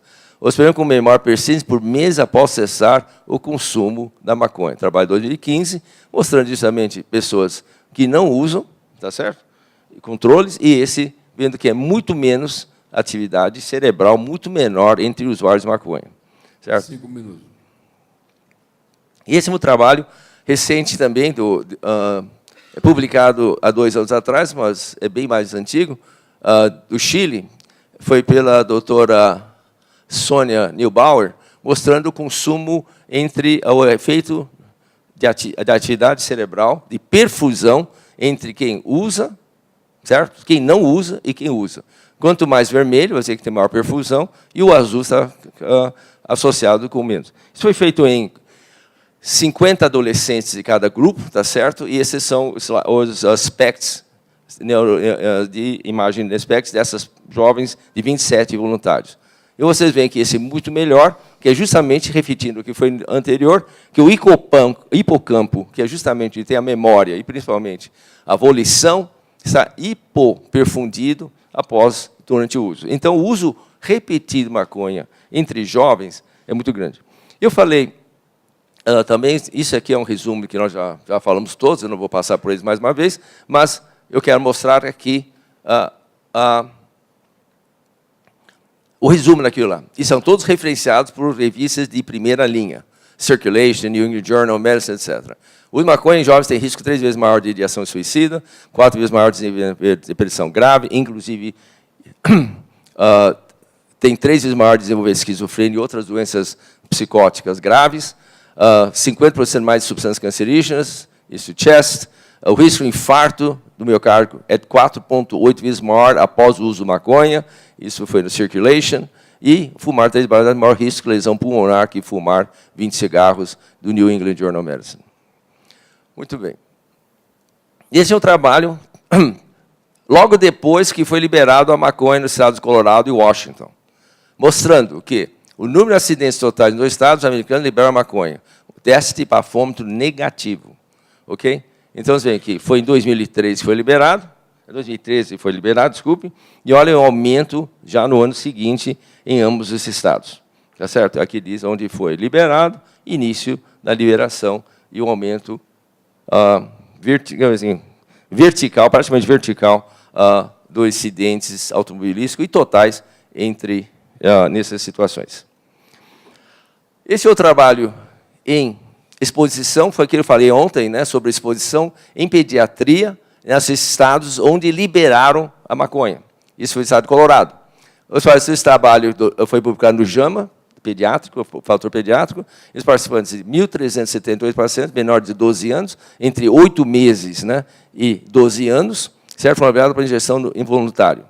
793 pacientes foi antes do dia 30 de setembro de 2009, que é justamente o dia anterior à liberação de maconha, e os 580 foi depois do dia 1º de outubro, que quando iniciou. Resultados. A proporção de pacientes menores de 12 anos, que era anterior, era 0 de 790 casos. A partir de dia 1º de outubro, foram 14 casos entre 508. Certo? 9 pacientes apresentaram letargia, 1 tinha ataxia, 1 com insuficiência respiratória. 8 deles foram internados, 12 foram internados na UTI, 8 tiveram 14 casos, foram por causa de maconha medicinal na família, certo? E 7 por exposição a produtos comestíveis. Esse é o SPECT. Isso é mais antigo, não é tão bonito quanto o SPECT apresentado pela doutora Sônia do Chile, mas esse é um SPECT normal, colorido, mas significa atividade cerebral. Esse é de um paciente após 12 anos de uso. Os buracos são áreas inativas. Compare com o uso de 15 anos de álcool.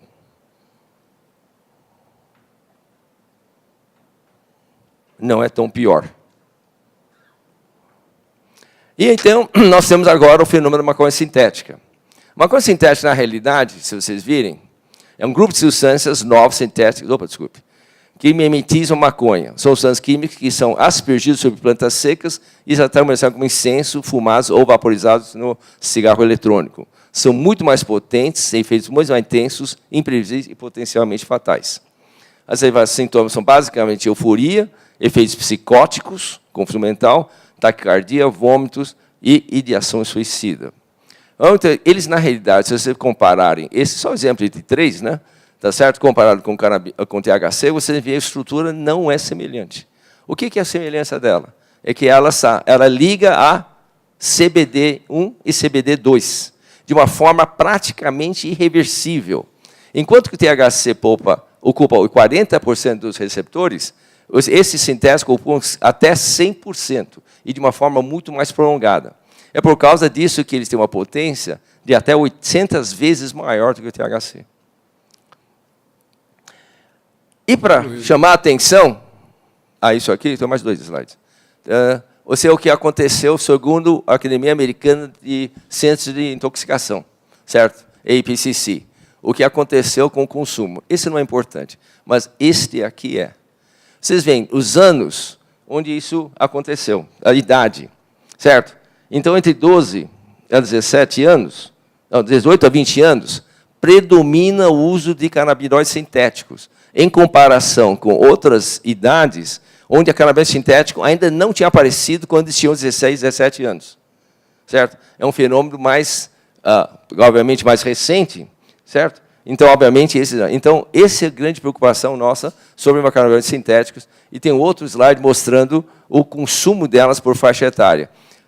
Mais presente, em crianças do 9º ano da escola, ainda usam mais maconha.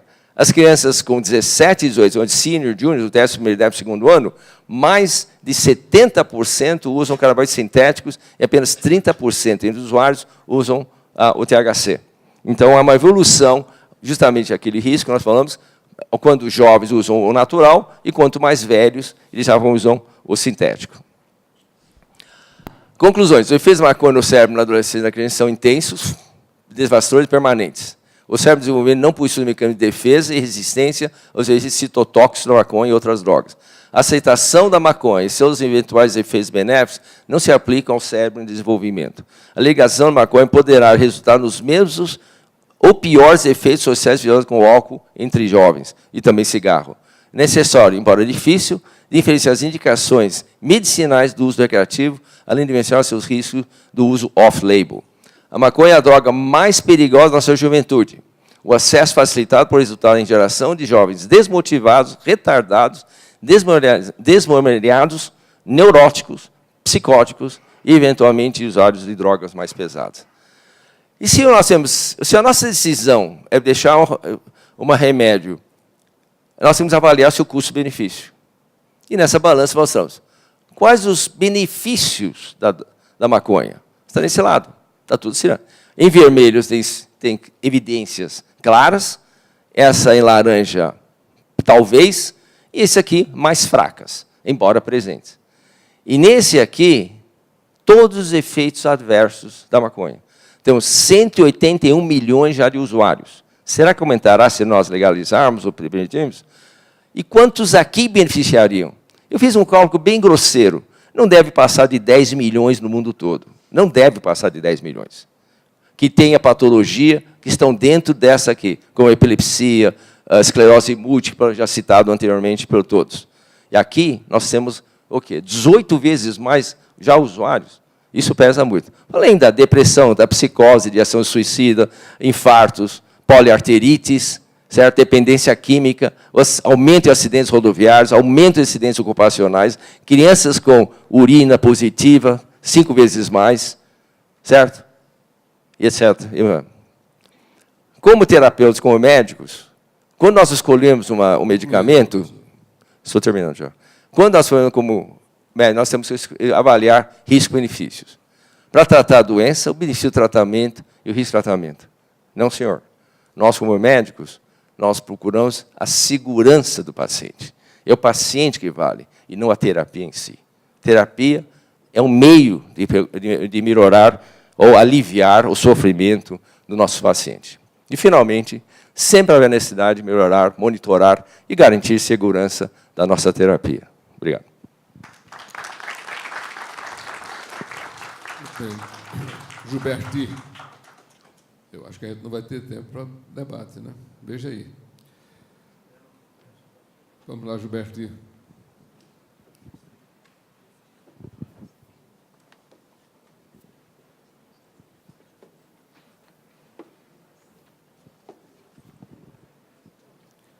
20 minutos, Gilberto.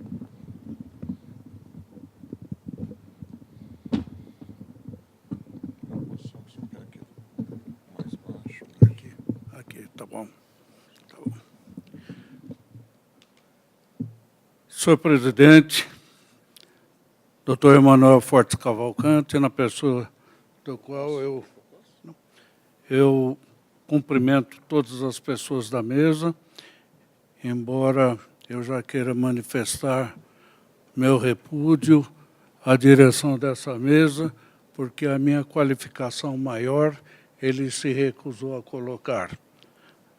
Tem uma série de atividades, 45 anos de atividade, mas a minha maior qualificação é ser corintiano. E ele se recusou a me anunciar. Corintiano.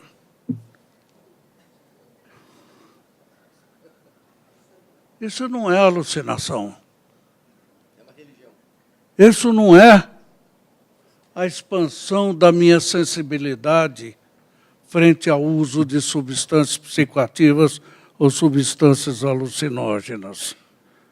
Prometo, garanto para vocês que não é.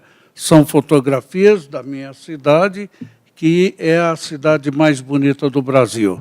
Então, numa tarde bucólica, meio chuvosa, uma família de capivaras atravessando a rua.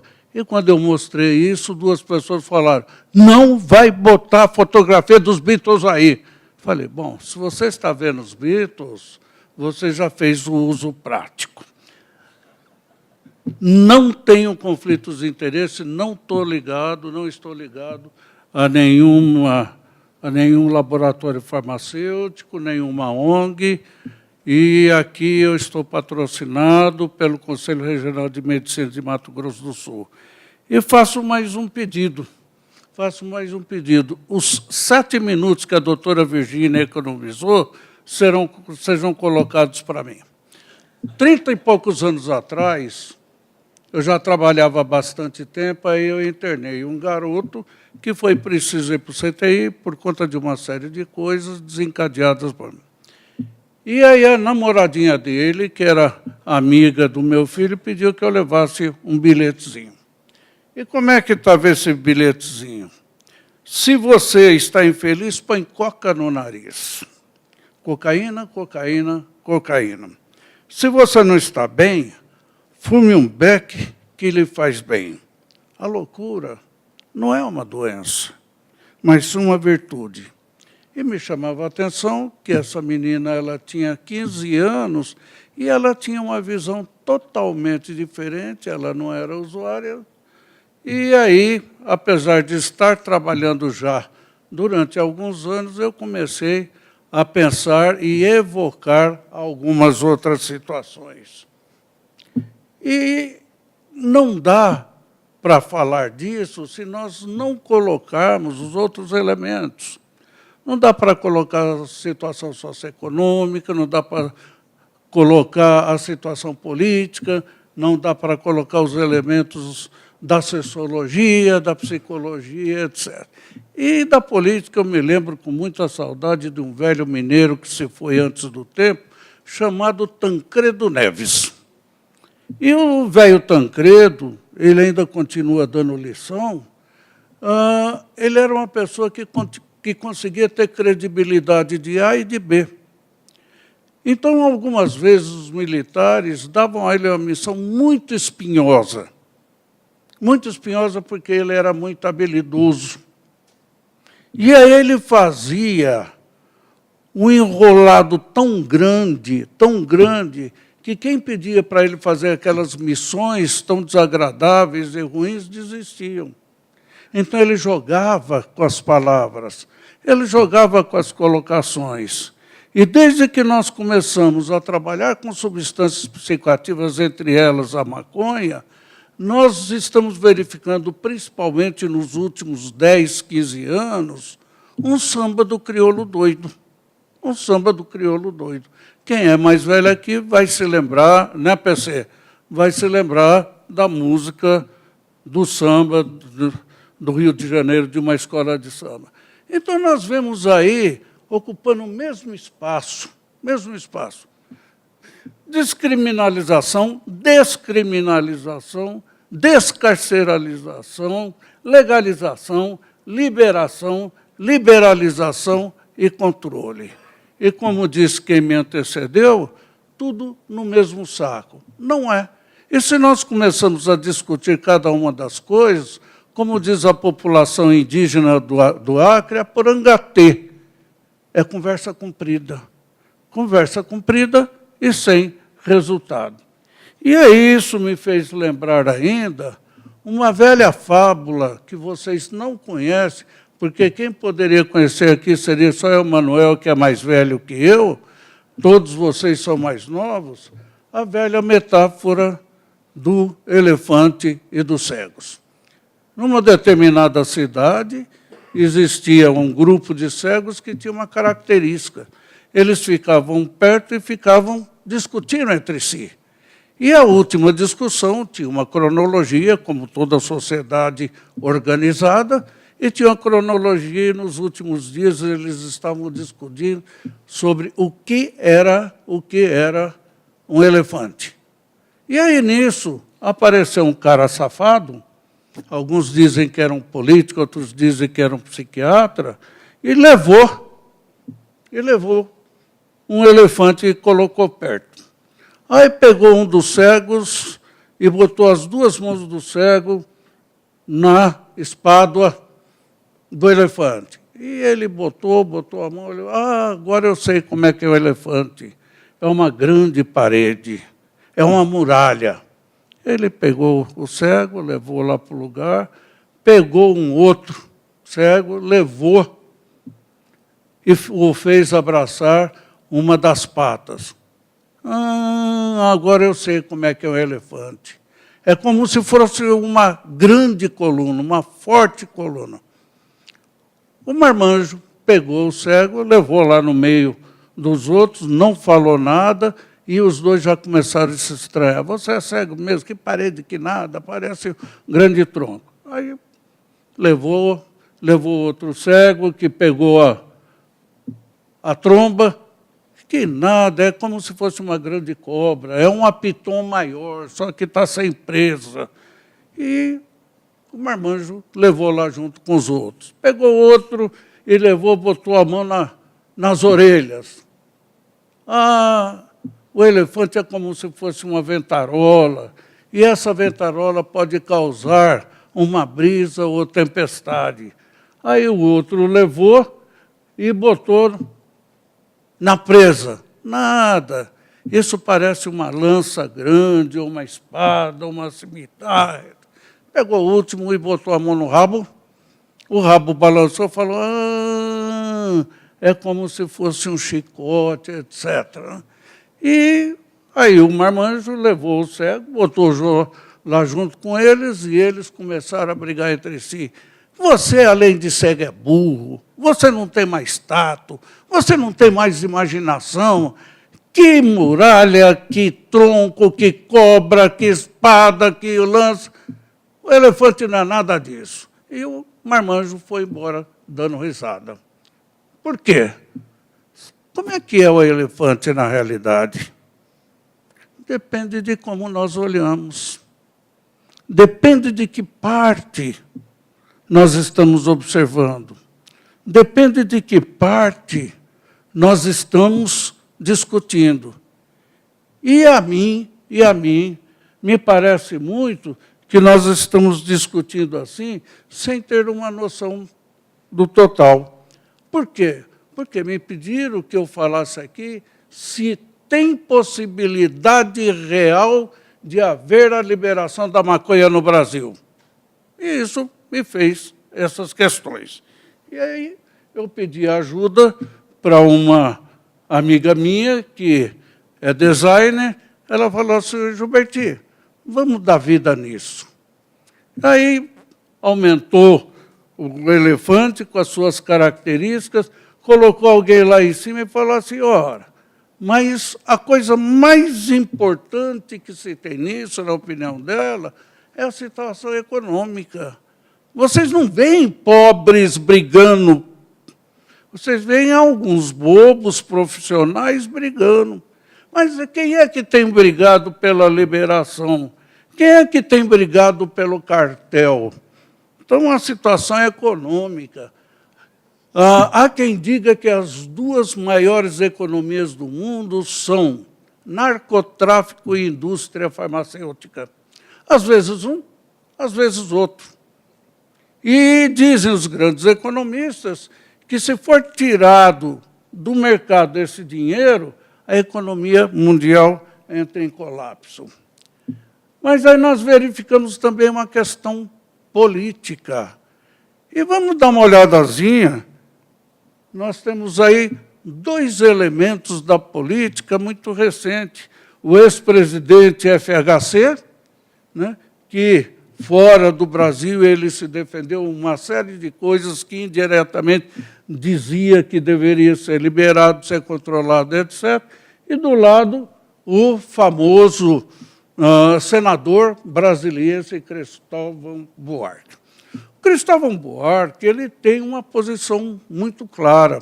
Aqui, uns 3, 4 anos atrás, em Brasília, no Congresso Brasileiro de Psiquiatria, num salãozão do tamanho da minha imaginação, estavam cerca de 2.000 profissionais, psiquiatras, médicos, e discutindo lá na frente Cristóvão Buarque, Elisaldo Carlini, Valentim Gentil e moderando o debate, Antônio Geraldo da Silva, presidente da BP. E cada um apresentou os seus argumentos, todo mundo respeitosamente em relação ao professor Carlini, velho conhecido, etc., etc. Aí se começou o bate-boca. E, na ocasião, foi tomado os votos. Mais de 90% das pessoas ali, tudo bem que era um viés, porque eram médicos, eram psiquiatras, eram contra a liberação da maconha. Alguns nós vimos, como vimos aí também, uma pequena claque a favor. Mais de 90%. E na despedida lá, o senhor Cristóvão Buarque, ele olha e fala assim, continuarei brigando pelas minhas ideias. Isso aqui não valeu de nada. Ou seja, os interesses são outros. Recentemente, um ano atrás, mais ou menos, um ano e meio atrás, o senhor Cristóvão Buarque, ele foi protagonista de uma história ocorrida lá. Ele estava dirigindo os trabalhos e um garoto, quem tem menos que 60 anos, para mim é garoto, e um garoto estava lá gritando, fazendo claque, aí retira da sua bolsa maconha, faz propaganda em plena coisa. E aí um promotor que estava lá deu voz de prisão e pediu que a segurança o conduzisse preso. Aí o Cristóvão Buarque, ele jogou para a plateia. Ele desceu, abraçou o garoto com as suas ramas, com as suas sementes de maconha, e foi saindo abraçado com ele. O promotor ainda gritou, senador, o senhor sabe que o senhor está cometendo um crime, né? E aí levantou a bola para o senador. Em casa que eu trabalho, ninguém é preso por ideias. Só que não eram ideias. Era o produto que estava lá. Só não foi pedido valor, estava distribuindo numa casa de leis. Então, politicamente, nós verificamos que hoje tem uma grande quantidade de políticos que advêm sobre isso. Se nós considerarmos os profissionais, algum tempo atrás, correu uma lista de 100 médicos, quase 100 médicos, 90 e pouco, assinando e dizendo que eram favoráveis à liberação. O primeiro nome lá, um psiquiatra de Campinas, da Unicamp, chamado Toffoli. Toffoli. Muito bem. E aí nós vamos verificar isso. A maior parte dos médicos eram sanitaristas. Eram sanitaristas.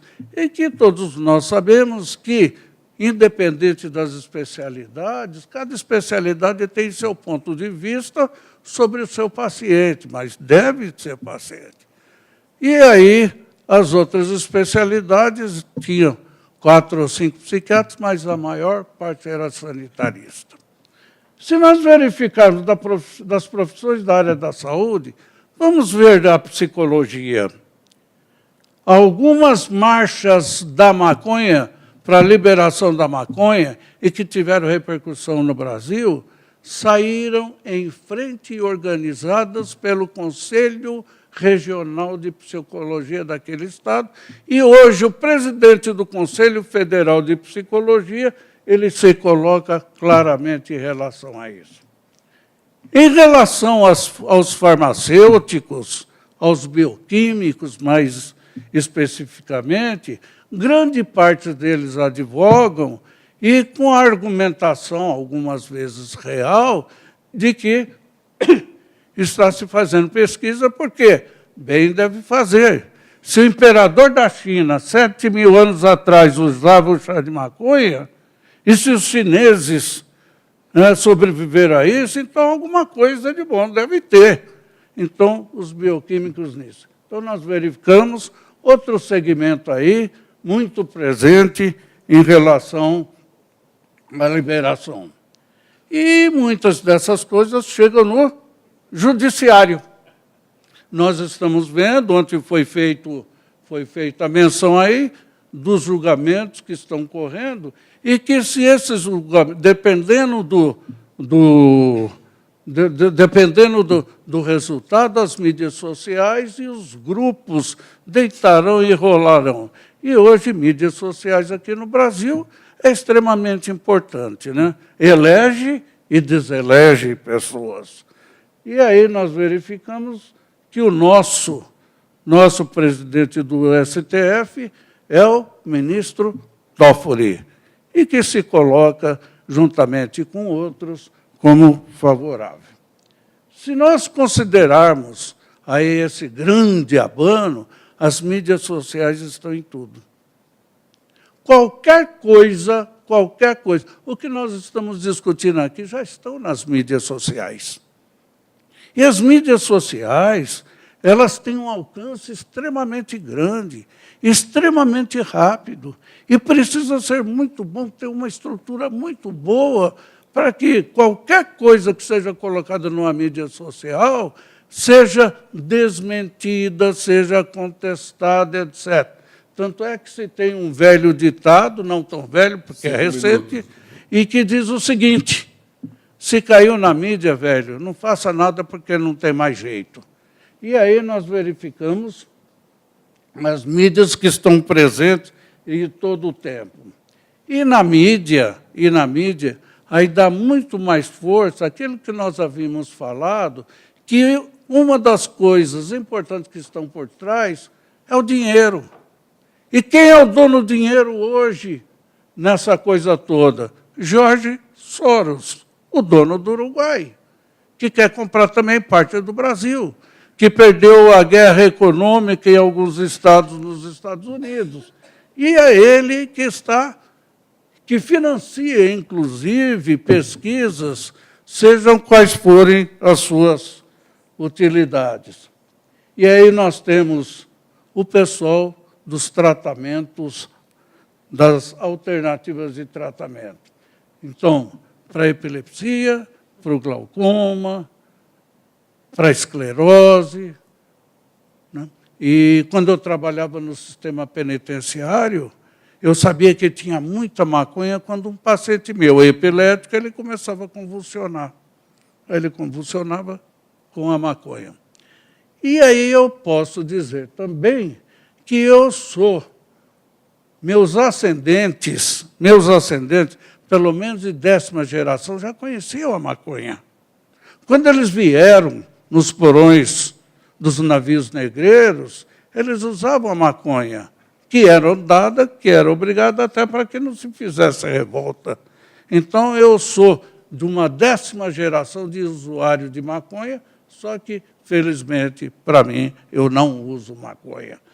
E aí nós temos, mas isso serve para medicinal, para medicina, para algumas doenças. Aí eu pergunto principalmente aos cientistas e aos bioquímicos. É necessária a planta inteira ou é necessário 2 princípios ativos? Mas com a tecnologia não dá para fazer esse princípio ativo?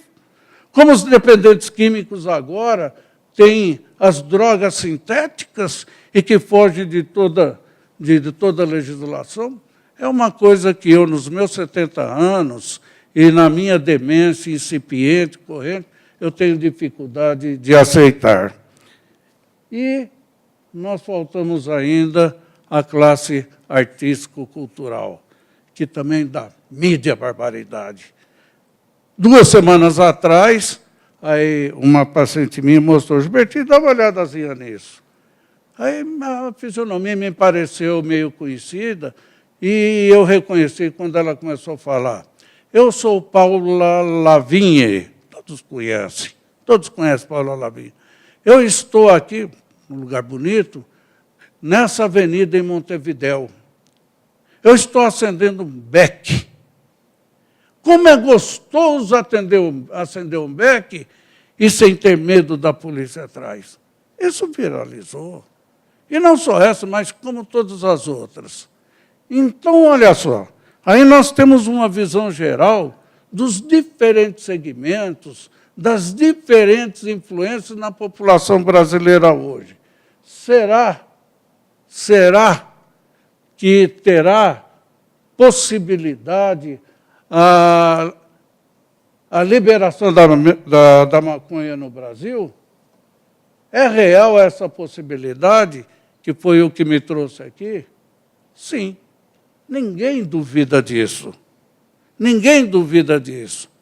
O que nós devemos é, cada um dos segmentos que nós podemos representar, é que se será bom ou se será ruim. Não é se é certo ou é errado. Certo ou errado é uma concepção moral. Mas será que será bom ou será que será ruim? O bicho humano é o único bicho na natureza que consegue aprender com a experiência do outro, ou com as próprias experiências. Nós estamos no meio disso. Desde ontem nós estamos discutindo aqui, e, na verdade, nós não chegamos nem à conclusão do que será. Será que nós, hoje, não estamos verificando parte do elefante? Será que nós vamos continuar sendo cegos? Eu agradeço o convite, agradeço a possibilidade, aprendi muito de ontem para hoje. Eu vejo que o que eu sabia até a semana passada, hoje eu já não sei mais, e principalmente participar da companhia de vocês. E espero que brevemente, dentro de pouco tempo, em vez do estado de Mato Grosso do Sul, vocês vão visitar o estado Guaicuru. Muito obrigado.